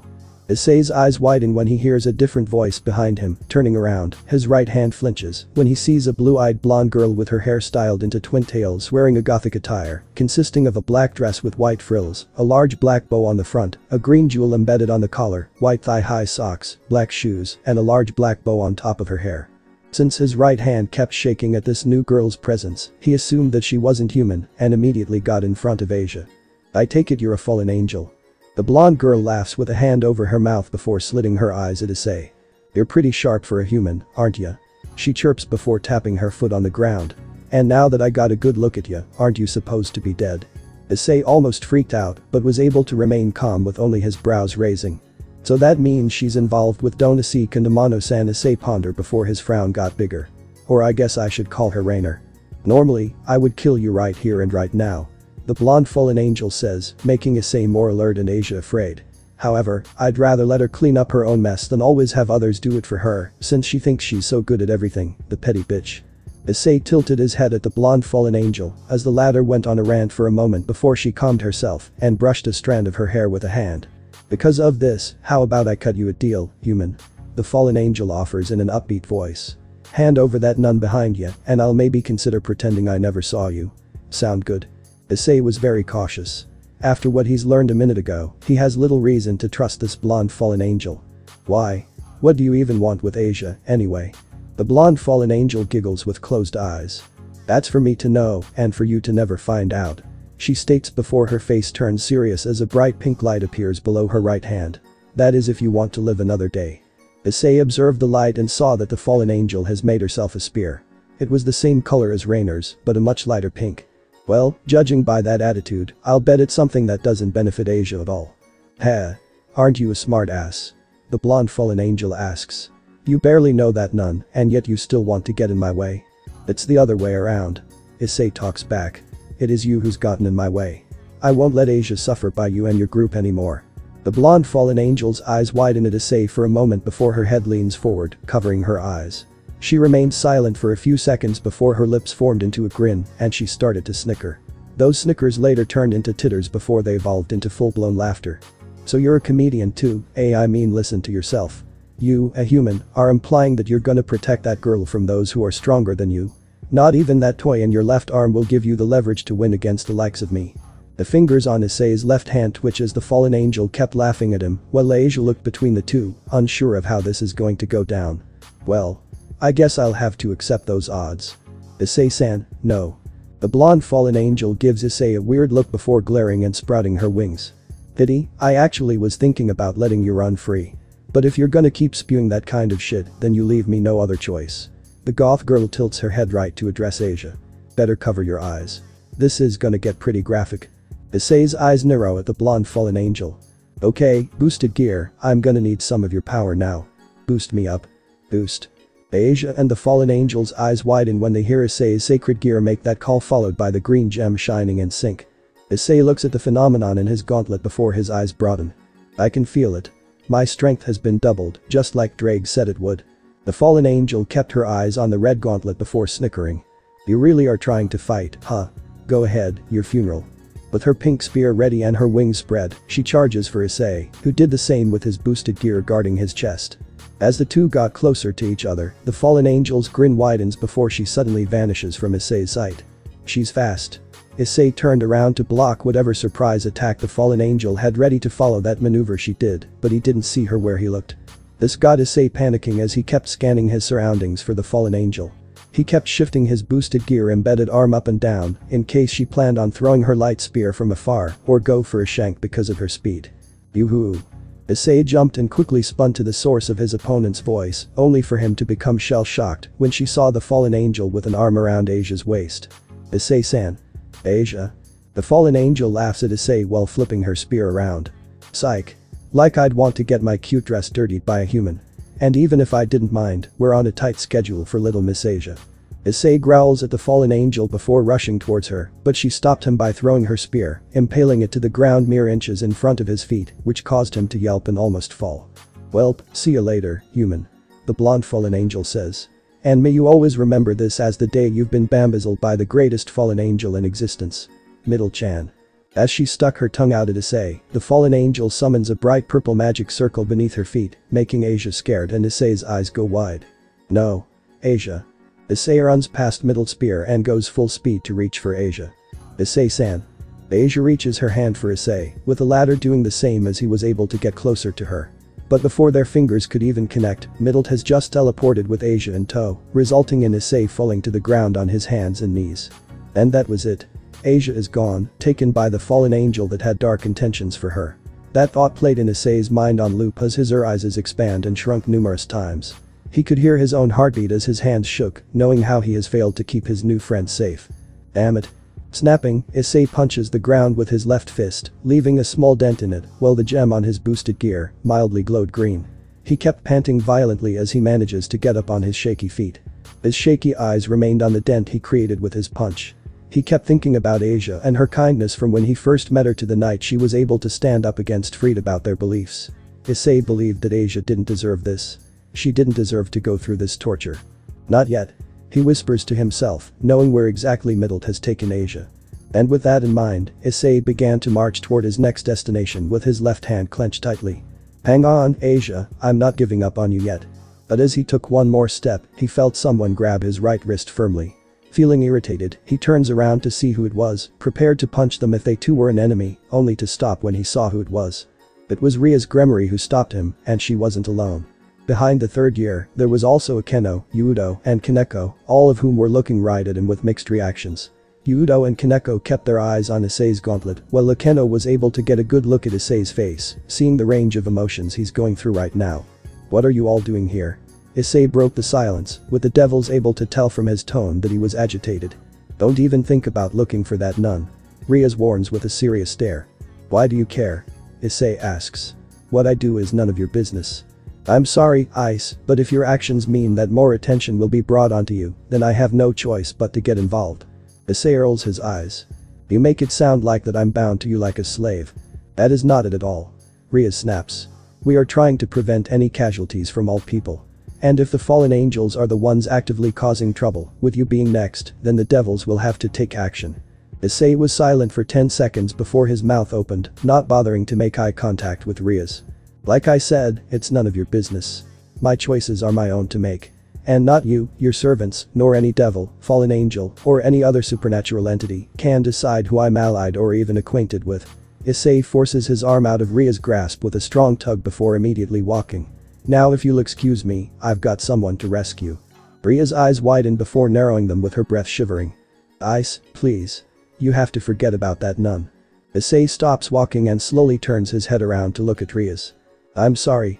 The Gremory devils saw the suddenly developed anger in his eyes, making Rias flinch a bit. But she remained strong as she continued to speak. "Look, I understand where you're coming from, I truly do, but it's not that simple. There's still a lot more of the situation to know about before action should be taken." "What else is there to know?" "Asia is already suffering from not only that murderous priest back there, but from the fallen angels that have bad intentions for her. That's more than enough reason for me to intervene." "That is not for you to decide." Ria shouts before regaining her composure and narrowing her eyes at Issei. "And speaking of fallen angels, I've also heard that you've started associating with one."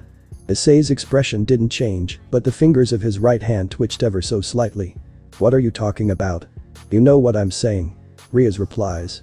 "I've gotten word from my familiar that you've actually talked to a fallen angel and actually allowed her to do what she did last night."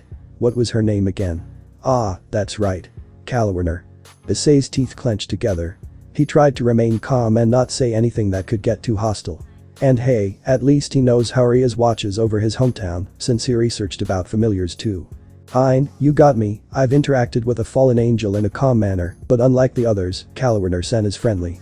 Riaz rose a brow at Issei, while Luceno's hand shivered a little at the last part he said. And how do you know for sure? Riaz questions. She could have deceived you the moment you first encountered her. And who knows, maybe she's allied with the fallen angel that tried to kill you. I think I know better when I say that this is not the case. If Kalawar-Sen really was dangerous, she would have gutted me at any moment we've met. What if she wanted to at a later time? You can't trust the fallen angels, Ice. Think about what the one who called herself Yuma Amano did to you. That Kalawar could as well do the same. Can you really trust her? Maybe I trust that fallen angel with my life more than I trust you devils. This shocked Riaz into silence. All of the rage that was in Issei's words as he roared them at the top of his lungs, this wasn't like someone who's usually gentle and timid. But the most gobsmacked out of all the Gremory devils was Akeno. The moment Issei declared his trust in a fallen angel, her eyes were wide, her breathing sped up a little, and she could almost hear her heartbeat in her chest. I have better judgment than all of you to know that Kalawar-Sen is not evil. She protected me from that other fallen angel and didn't bother to finish me off in my sleep. She saved me from a monster that she called a stray devil and allowed me to walk free. And I'm not sure if your familiar mentioned this, but she also helped a classmate of mine get home safely instead of killing her in a sort of no witnesses rule. Kalawar-Sen saved my life twice and never asked for anything in return. She didn't even request me to serve her. The Gremory devils were unable to respond. The sincere but genuine anger in Issei's words and voice were so strong that they couldn't even think of a counter-argument. Could all that Issei has shouted really be true? Gremory-senpai. I believe that not all devils are bad. Jinshiro and Ryo-san are my prime examples of that. Issei pauses to lift his head up at Riaz to give her a glare. So why can't I have the same mindset with fallen angels, huh? Who's to say that someone is not to be trusted just because of their race and origin? Maybe that's why you, the fallen angels, and the pure angels are at war. It's because they either don't understand each other and don't want to, or your higher-ups as well as the higher-ups of the other two factions are so desperate to spill more blood that they're willing to see and manipulate the truth of the tiniest detail so they can start increasing the body count of their enemies. That speech cut deep in Riaz and Akeno for different reasons. Riaz, because of how he felt about the three-way war, and Akeno, for how he currently sees the fallen angels. Ice. I just don't want you to be a target. The target newsflash, senpai. Issei shoves his boosted gear in Riaz's face. I already am a target. I've been a target ever since the almighty god himself decided that I should be born with this weapon, in case you haven't noticed. Not just by the fallen angels, but by you as well. Issei breathed heavily from the adrenaline-fueled snap before snarling and looking away from Riaz. If you devils really care about peace, then actually be willing to act in order to ensure that nobody dies. That's what Kalawar-Sen did for me and my classmate, and she was your enemy. What did you do when this Yuma Amano stabbed me if you knew she was stalking me the whole time? Riaz's eyes went wide. That one question he asked her got her heart to sink very low. Issei turns around and stomps his way home. Well, he says one last thing. Even if God himself wanted me to forget about Asia, I'm not going to do that. Never. Issei spat the last word out with venom as he got farther and farther away from the Gremory devils. As she watched, Riaz thought about everything Issei has said. Her eyes remained full of shock before they softened and glinted as she recalled each and every word he spoke regarding not just the current situation, but the three-way war in general. Udo and Kaneko wanted to say something to Riaz, but from what they can observe, they can understand that their master has a lot on her mind right now and remained silent for now. As for Akeno, although her eyes were now hidden by her bangs, her sight never left where Issei once was. Issei made it home with a deep sigh, having deactivated his boosted gear during his walk. Hey, welcome home, champ. Goro greets with a smile. So, how's the workout been? The father looks at Issei and sees that he was in another world. Issei. Goro's son snaps from his thoughts before snapping his head to him. Oh. Hey, dad. Sorry, I was thinking about something. Goro blinked at his son twice before giving him a small smile. Don't worry, I understand. Becoming a fighter isn't as easy as it sounds, isn't it? Issei rose a brow at him before sighing and scratching the back of his head. I guess you can say that. Goro laughs kindly before patting Issei on the back. Well, there's no need to stress about it, son. You can't expect immediate results on your first day. Now come on, your mother's got dinner ready. Issei blinks at his father twice before nodding with a small smile. Yeah. As soon as he finished his meal, Issei went up to his room and sat in the middle of his bed with Midnight on his lap. He had his hands on his cheeks with a deep pondering expression, shifting his eyes towards his window every 3 seconds as he planned on heading back out that way to rescue Asia from the fallen angel's clutches. Every now and then, he would make a slight movement for the window, only to stop himself and look back down at the floor. The more often he'd do this, the more frustrated his face would morph, and Midnight can't tell that he was going through something right now. What am I doing? Asia is in danger, and here I am still sitting there. Issei tries to get his cat off his lap and go for the window, but he just freezes up. He sees his right leg shake as if it's sticking itself on the floor to prevent the movement. Damn it. Damn it. Am I really gonna be like this? Who knows what's happening to Asia right now? Why can't I just stand up and get out from the window and find her? I said that I'd help her, so why am I hesitating? Although he kept asking himself that same question, he knew deep down what the real reason was. Issei was afraid. He never got into a single fight in his life besides his one scuffle with a man Rya called a stray exorcist, and he most definitely didn't have enough experience to win one. He even wanted to just train and get himself stronger, but with every day Asia is with the evil fallen angels and freed, he knows that she's suffering even more, making him want to save her even more than to train. What am I gonna do? What am I gonna do? Tap tap tap. Issei and Midnight were caught off guard when they heard Issei's window get gently knocked on. When the cat saw who it was, she meowed loudly and leaped off Issei's lap before skidding and running under his bed to hide. Midnight, what's wrong? Issei checked on his cat real quick and saw that she was doing her best to remain hidden behind the manga under his bed. When he checked to see what it was that got Midnight spooked, he did a double take when he saw a familiar face. Kalwarner-san. The fallen angel in question waved at Issei with a gentle smile as she flew from outside. Can I come in? Issei was able to hear what she said on the other side and contemplated it for a moment. Making up his mind, he checks his bedroom door behind him before swallowing a lump and approaches his window, slowly undoing the locks in case one of his parents were walking by his room. Issei opens his window for Kalwarner to enter.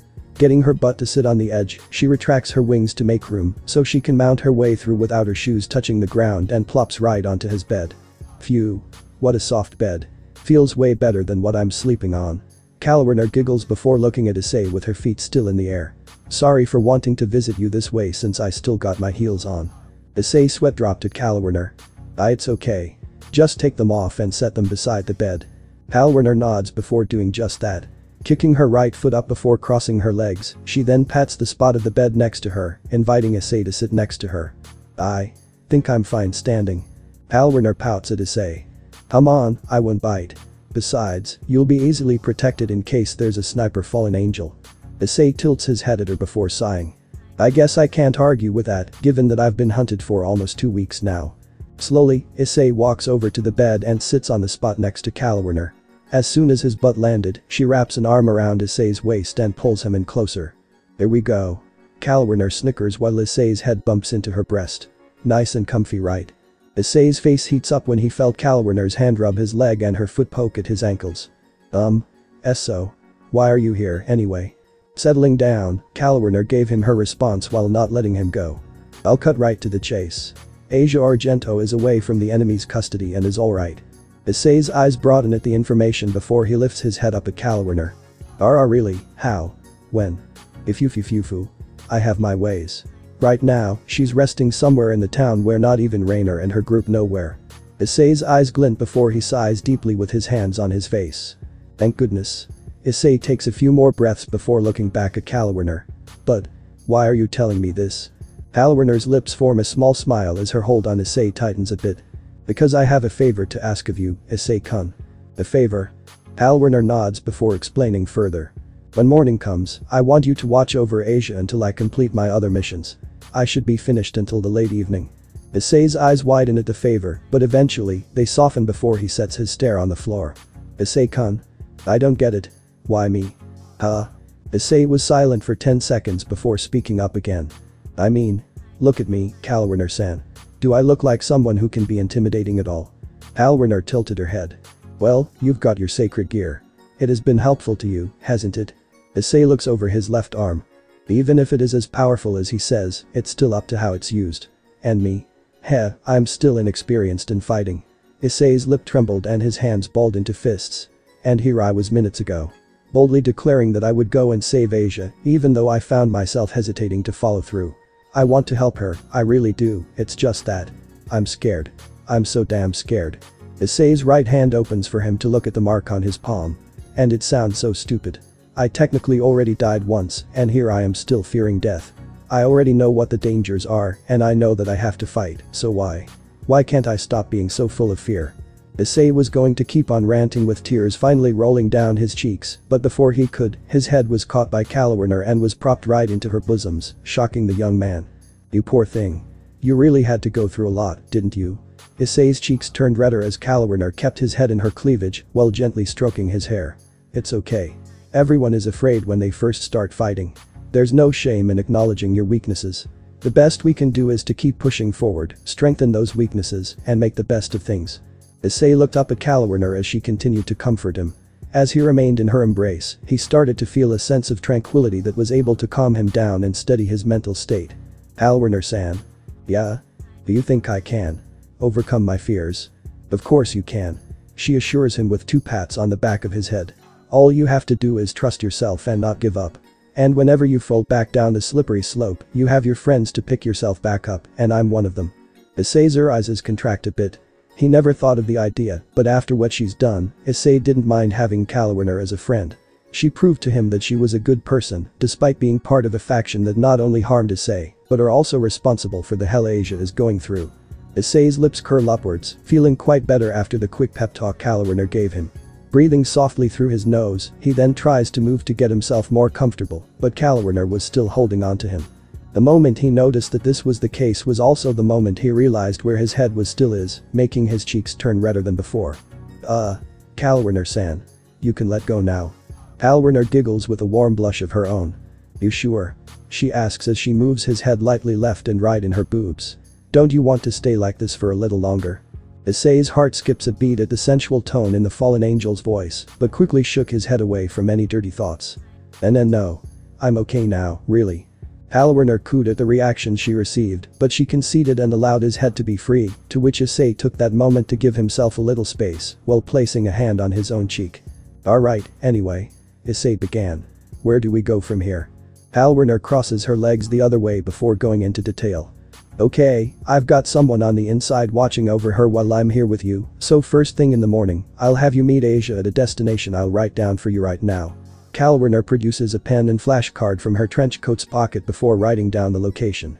Here. Issei takes the card from Kalwerner to see what she's written. Reading it, he nods before placing it next to his alarm clock, setting the timer for exactly as the card says. Okay. All set. Good. Kalwerner says while tucking her hair behind her ear. Now then, I think it's time we get ready for bed. Gotta get up early for the mission, after all. Eh? A question mark pops from Issei's head as he tilted his head. We? Kalwerner titters with closed eyes and a hand covering her mouth. Yes, we. After thinking about it during my visit, I've decided that I'm going to sleep with you. Issei had to block his mouth with both of his hands to prevent a bewildered shout from getting in the ears of his parents. WH what and no. That's alright. I'll be fine. That won't do. Kalwerner says while getting on the bed on her hands and knees. After your encounter with the stray exorcist, there may be a big chance that the fallen angels he's working with will now take the assassination approach at your own home, therefore, I'm sleeping over. Issei's cheeks burn red as Kalwerner crawled closer to him, who smiled when she saw him in such a flustered state. Don't worry, Issei-kun, I'll hold you tight as if you were my baby boy. Baby boy. With her eyes lit and her smile wide, Kalwerner unbuttons her coat and pulls it open. Issei's entire face turned steaming red as he saw her naked breasts bounce free from the restraints of the coat before covering his eyes with his fingers. He tried his best not to stare, but he found himself lightly moving his fingers to look at Kalwerner's face, with his eyes shifting towards her pink nipples every few seconds while she tossed her coat on the floor. Kalwerner giggled at this, finding his resistance to stare at her boobs to be very cute.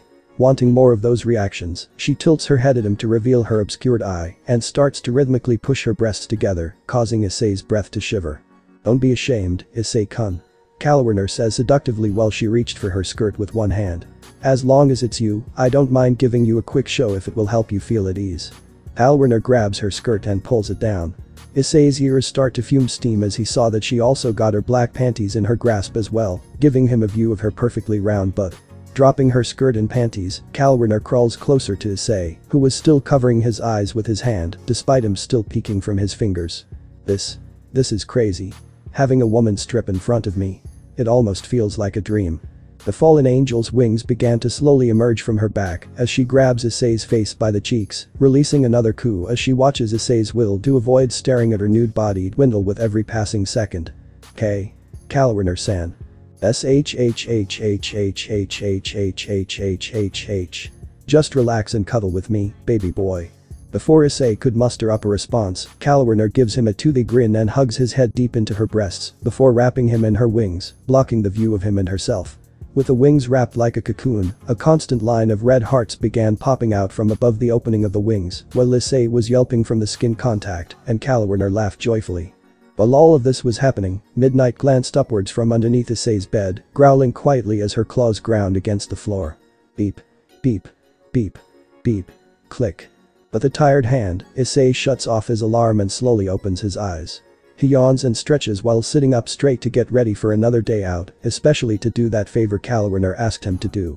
Speaking of whom, Issei checks his left side to see if she was still in bed with him, but saw that there was no sign of her.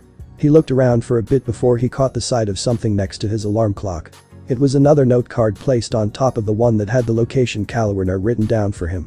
Picking it up and having a look at this new card, it read the following. Got up earlier to take care of some business. I leave Asia in your care. Remember to have faith in yourself. Kalwarner. Issei's eyes broadened when he saw a kiss mark planted next to the woman's name, making him sigh with a sweat drop. He was flattered that she likes him and is glad to be friends with her, but after last night, he also found her to be a bit of a handful. Issei then felt his leg get poked and looked down to see his cat looking up at him. Oh, good morning, Midnight. The cat didn't meow at him. She just kept staring at him with narrowed eyes, making Issei laugh awkwardly while scratching his cheek. Oh. Sorry about her, I really didn't expect her to sleep over. But she's friendly, I promise. Midnight's eyes lit further before she walks off towards the door, prompting Issei to open it for her so he can allow her to have some breakfast. Issei then walks back for the card that had the location Kalwarner told him to find Asia and collects it. He was about to walk out of his room to brush his teeth, but before he could, he noticed something and walked over to his mirror. Standing in front of it, his eyes widened with a blush to see that his face was covered in kiss marks, only to end up chuckling when he remembered that this was from last night when Kalwarner was smothering him before they finally fell asleep. Haha. I should probably wash up. Issei was now out of the house. After doing a bit of training and workouts for 5 minutes, he made it a top priority to find Asia and jogged off to the part of town where Kalwarner wrote, wearing a navy blue shirt and caramel-colored short pants. Well, this is the area. Issei whispered to himself while double-checking his card. Observing his surroundings, he found a burger joint, an arcade, and other shops that sold certain items. And after looking around for a bit longer, he still found no sign of Asia. He waited for almost an hour, and he still didn't see her. I really hope it's Asia taking along to get here instead of something bad. Issei's expression gets a little grim, starting to fear that the latter possibility may have happened. I can't back out now. I've gotten this far, and I won't abandon Asia. I promised myself this. Issei-san. When he heard his name get called out by a familiar voice, Issei's eyes widened before he slowly turned around to see who it was. Asia? The blonde nun in question stared at Issei in surprise before her eyes fluttered and rushed him with a smile. You actually came, just like she said she would. Asia latches onto Issei in a tight hug with Issei returning it, glad that she was able to make it. It's good to see you again, Asia. Yes. It's a real blessing for us to meet again. The two remained embraced for a little longer before they let go while they both smiled at each other. So, Asia, were you able to make it here on your own, or? I was able to get here without an escort if that's what you mean, but I figured out where to go thanks to Kalwarner-sama. Issei nods, knowing firsthand that Kalwarner has helped Asia escape from the enemy fallen angel's grasp. So, Issei-san, since we're here now, is there anything you want to do now? Issei's eyes broadened before they softened. Honestly, I was wondering what you'd want to do. Asia wasn't quite sure what to say. For all of her life, she rarely ever got to make her own decisions, so she never thought about what she'd like to do as much as Issei has, now that they're together for the latter to protect. While she was thinking about this, Asia jumps when she and Issei hear her stomach growl, causing the nun to blush in embarrassment and Issei to chuckle kindly. Well, I think I know the first thing we should do. Asia looks back up at Issei and sees him point a thumb at the fast food restaurant behind him. Issei-san, you don't have to do that for me. Don't worry, I don't mind. Issei assures her. I've got plenty of money. Asia shifts her eyes away from Issei in thought, but when her stomach started growling again, her blush deepens before she nods at Issei, accepting his offer of buying lunch. After Issei ordered the food and found a spot to sit, Asia already felt conflicted about how to consume her meal, which consisted of a burger and fries. Are there any forks and knives around, Issei-san? Issei chuckles with Asia. For this particular food, we can eat it with our hands like this. Issei explains while showing her by holding his burger properly. Really, that's how you do it? Issei nods while his eyes softened on her, gaining the impression that even before the fallen angels and Freed got to her, she lived quite a sheltered life. In that case, I better wash my hands before I eat. Issei watches Asia take out a bottle of holy water from her bag. Here. Issei stops her by presenting her with something else to use. People use wet wipes to clean their hands in these places. Ah, I see. Asia takes the wipe from Issei and proceeds to wash her hands with it. It took her a few seconds, but she got them clean and presented her palms to Issei with a proud expression. Yes, very good. Issei compliments with a smile, gaining one back from Asia. And now, I should pray before the meal. Issei remains silent as he watches Asia do just that. While she was praying, he takes that moment to look at his left arm and slit his eyes. I won't let my guard down anymore. I have to steel myself and make sure Asia is kept safe at all costs. I'll even give up my life if I have to. All done. Asia announces, snapping Issei from his thoughts. Time to eat. Picking up her burger, Asia takes a bite out of it before her eyes gain stars. Wow. This hamburger is very tasty. I had no idea such delicious foods existed. While he was happy for Asia, Issei still felt bad for the nun, remembering how afraid she first appeared when he first saw her again today. I had a feeling that Asia's still not used to being out on the street. And even though Kalawar-san helped, Asia still looked like she's running away from someone or somewhere. Issei's eyes shift down at the table before frowning. Asia. How much did you go through in your life? Hey, Issei-san, what's that place? Issei looks back up at Asia and turns his head to where her finger was pointing. Oh, that's an arcade center. An arcade center? Yeah. I go over there sometimes to have fun when I'm not in the mood to play the games I have at home. Issei winks at Asia and points a thumb at the place. You wanna check it out? I promise it's fun. Okay, sure. When the two made it inside after they finished their meals, Asia was taken back by the many machines and the countless amounts of people at the arcade. Issei-san. This place looks a little cramped, doesn't it? Well, it is the weekend, Asia. A place like that having this many people can be expected. When he looked at Asia, he saw that she was holding onto his arm because how nervous she was. Asia noticed Issei looking and gasped before quickly releasing his arm. Oh. Sorry, Issei-san. Asia says while blushing. I don't know what came over me. Issei laughs sweetly. It's okay, Asia. Is this place scaring you? Well, just a bit. Issei understood and stuck his arm out to her. In that case, you can hold on to me to feel safer. Are you sure? Of course. It's not a burden to me at all, Asia. The blonde nun's eyes glint at Issei's kindness before slowly wrapping her arms around his left arm. With her hanging on, Issei guides Asia through the arcade to see if there are any games she's interested in playing. She found one that was a racer, so with a quick tutorial and a token for a play, Issei watched Asia give the racing game a shot. She was sloppy at first and crashed a decent amount of times, but after getting a good feel for the steering wheel, she was able to catch up to the enemy racers and claim first place for the race, with Issei applauding her for her efforts.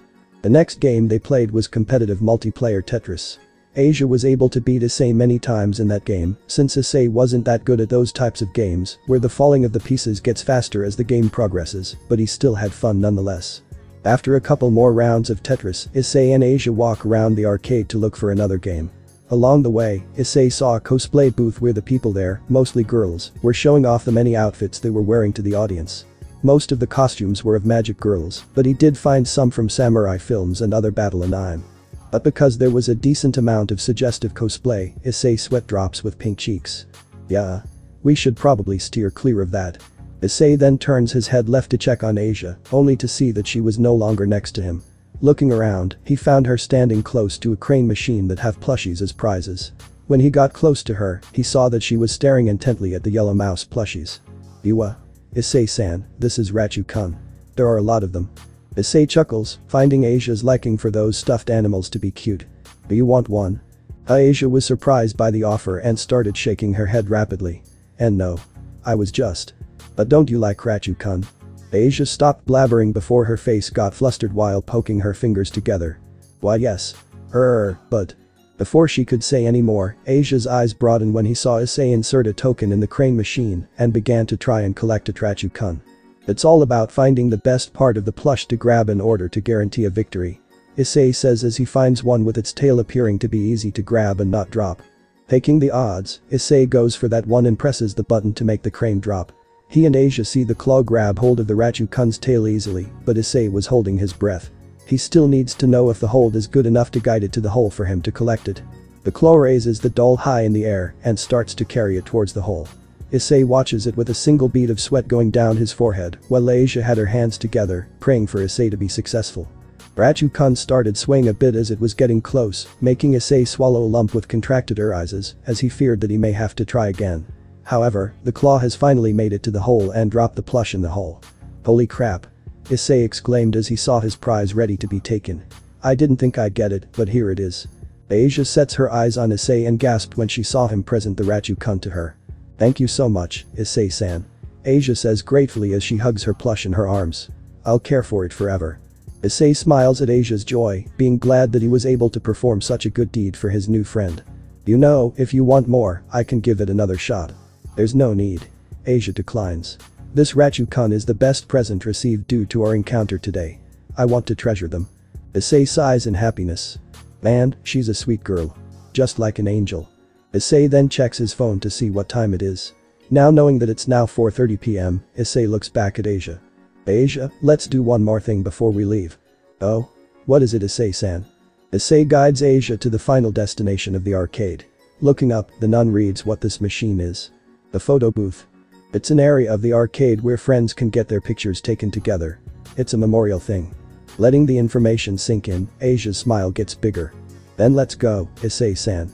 I want to create the best memories possible. Issei nods in agreement and takes Asia inside the photo booth. From there, the two take the best pictures they can think of. Some are heartwarming, and some are silly, with one of those photos being where Asia made her plush kiss Issei on the cheek, who laughed at the action in the photograph. As soon as they wrapped up with photos, Issei and Asia leave the arcade and walk together in the park, with both of them carrying their own copies of the pictures they'd taken in the photo booth. You know, Issei-san, I haven't had this much fun in, well, forever, actually. Well, I'm glad I made it worthwhile, Asia. Issei tells her before looking to his right. Here's a bench. Let's rest here for a while. Okay. The two take their seat on the bench. As they got comfortable, Issei takes the photos out of his pocket to take one more look at them. Smiling at how well they came out, Issei began to stack them back properly before suddenly feeling a sharp pain in his finger, causing him to hiss and yank his hand away from the pictures. What's wrong, Issei-san? Issei takes a look at his finger while putting his copies back in his pocket. Oh, a paper cut. Issei says as he sees a small dot of blood emerge from the cut. It's nothing too bad. Asia gently clasps her hands onto his and gets his finger out to look at the paper cut. Please excuse me. Issei tilted his head at her and was about to speak before he sees green lights from the rings on her finger. Hey. It's the same light as what she healed that kid with. There. All better. Asia releases his hand so Issei can take a look for himself, and as she stated, the paper cut was gone. Man, that sure is an amazing power. Issei compliments. This must be your sacred gear. It is. Asia confirms. It's called Twilight Healing. As the name suggests, it possesses the ability to heal. Issei's smile widens. And it gets the job done quick, huh? Issei laughs for a bit before setting his sights on Asia. So, does it not matter what the injury is? And is it limited to humans or can they heal other species? Issei's smile drops when he sees Asia now have a saddened expression. It only took seconds for him to then notice that they started to produce tears. I'm sorry. Asia says while wiping them away before any could go down her cheeks. No, I'm the one who should apologize. Issei replies while shaking his head. Saying something I shouldn't have. No, you didn't. Asia promises while scooting closer to Issei. It's just. Sometimes, I would think back. Think back to what, Asia? The nun was quiet for a while, but with a deep breath, she decided to explain it. After I was born, my parents abandoned me at an orphanage at the church, which was where I was raised all of my childhood. And when I was 8 years old, I received the power of healing to save a dog after I prayed hard for the poor thing's safety. As soon as the church found out what I've acquired, the church treated me as a saint and I was worshipped. I used Twilight Healing to help a lot of sick people and many were cured with no problem because of it. But then, rumors started to spread everywhere, so people kept coming to the church seeking aid. Because of how valuable my healing power was, the church guarded me heavily, but they still treated me well. Despite her still smiling, Asia's eyes appeared sad as she continued her story. I'm very grateful to the Almighty God who blessed me with this power to help others. My heart was filled with appreciation and I felt like I had a purpose in my life. But since I'm being called a saint, normal people would look at me differently and I started to feel lonely since I barely had time to actually talk to people. Issei's expression saddens for Asia. He had a feeling that she lived a sheltered life, but for her to reveal those details, he wouldn't be surprised if those normal people Asia spoke of were those of different beliefs. But then one day, Asia resumed as her smile dropped to a frown. I met a mortally wounded man who was being hunted by an exorcist. I used my power to save that man. Asia's hand slowly shook, appearing to be traumatized as she recalled more of the event. But little did I realize, that man was a devil, and after I healed the devil, he killed the exorcist and fled. Issei's eyes widened at this new information, already guessing where this is going while Asia continued. I committed a serious sin for helping a devil and was expelled by the church because of that. The people who called me a saint now despise me, calling me a witch, a heretic, and demonic girl. More tears began to show as she slowly guides her hand to her cross. But after all of that, I still hold on to my faith and continue to live a good life. That's enough, Asia. Issei says with a hand on her shoulder, seeing that she's unable to hold in her pain. You've explained enough. I can fit in the rest of the pieces from here. Issei really felt bad for Asia. Even after being cast out and called such mean things despite her healing a devil to be an honest mistake, she's still faithful to her God. He couldn't imagine someone having a similar mindset to Asia, despite not only being treated as something beyond human either if how she worded her story meant anything to him. I guess even if that sacred gear contains powers that are helpful to all people, they can still wind up being curses, huh? Issei wonders as he looked from Asia to his left arm. Issei-san. I have a dream. What is that dream, Asia? With more tears, Asia tells Issei what she desires. To make as many friends as possible. To be able to go out with them together many times. To shop normally, chat normally, and play normally. That's all I've ever wanted. Issei gives Asia a sympathetic look as she quietly sobbed. For all of this to happen to such a genuine kind girl, he couldn't help but feel anger for the people of her church and the fallen angels who took advantage of her kindness and her twilight healing. As more tears leaked from her eyes, Asia suddenly felt Issei's arms go around her and bring her in for a hug, surprising the blonde girl. I'll be your friend. Asia's eyes slowly widened. Issei-san. Actually, you know what? We're already friends. Issei continues. I mean, look at how much we've done today. We've chatted together, we had lunch together, we've played together, and let's not forget the memories we've immortalized in those photos. Issei looks down at Asia in her eyes. And I plan on creating more of those great memories with you. No matter what happens, I'll be there to shop with you, talk with you, and do all those fun activities with you as many times as it takes to make your life better than it is now. You can count on it. Asia became shocked. After everything she's told him, he was still willing to become her friend, no matter what the circumstances, even if he too has stepped into the territory of the supernatural. Oh, Issei-san. Well, isn't that sweet? With his heart skipping a beat, Issei's eyes go as wide as they go when he and Asia hear a female voice they find familiar, especially to Issei. Slowly turning their heads, their eyes shrink when they see a fallen angel standing on top of a street lamp, looking down on them with a frown. But this was no ordinary fallen angel. This one was someone that Issei knows all too well, from her black hair to her violet eyes and leather outfit that revealed a lot of skin. And unbeknownst to Issei, the mark on his palm began to flicker blue, as if it was reacting to the mix of emotions he was feeling right now. That's it guys.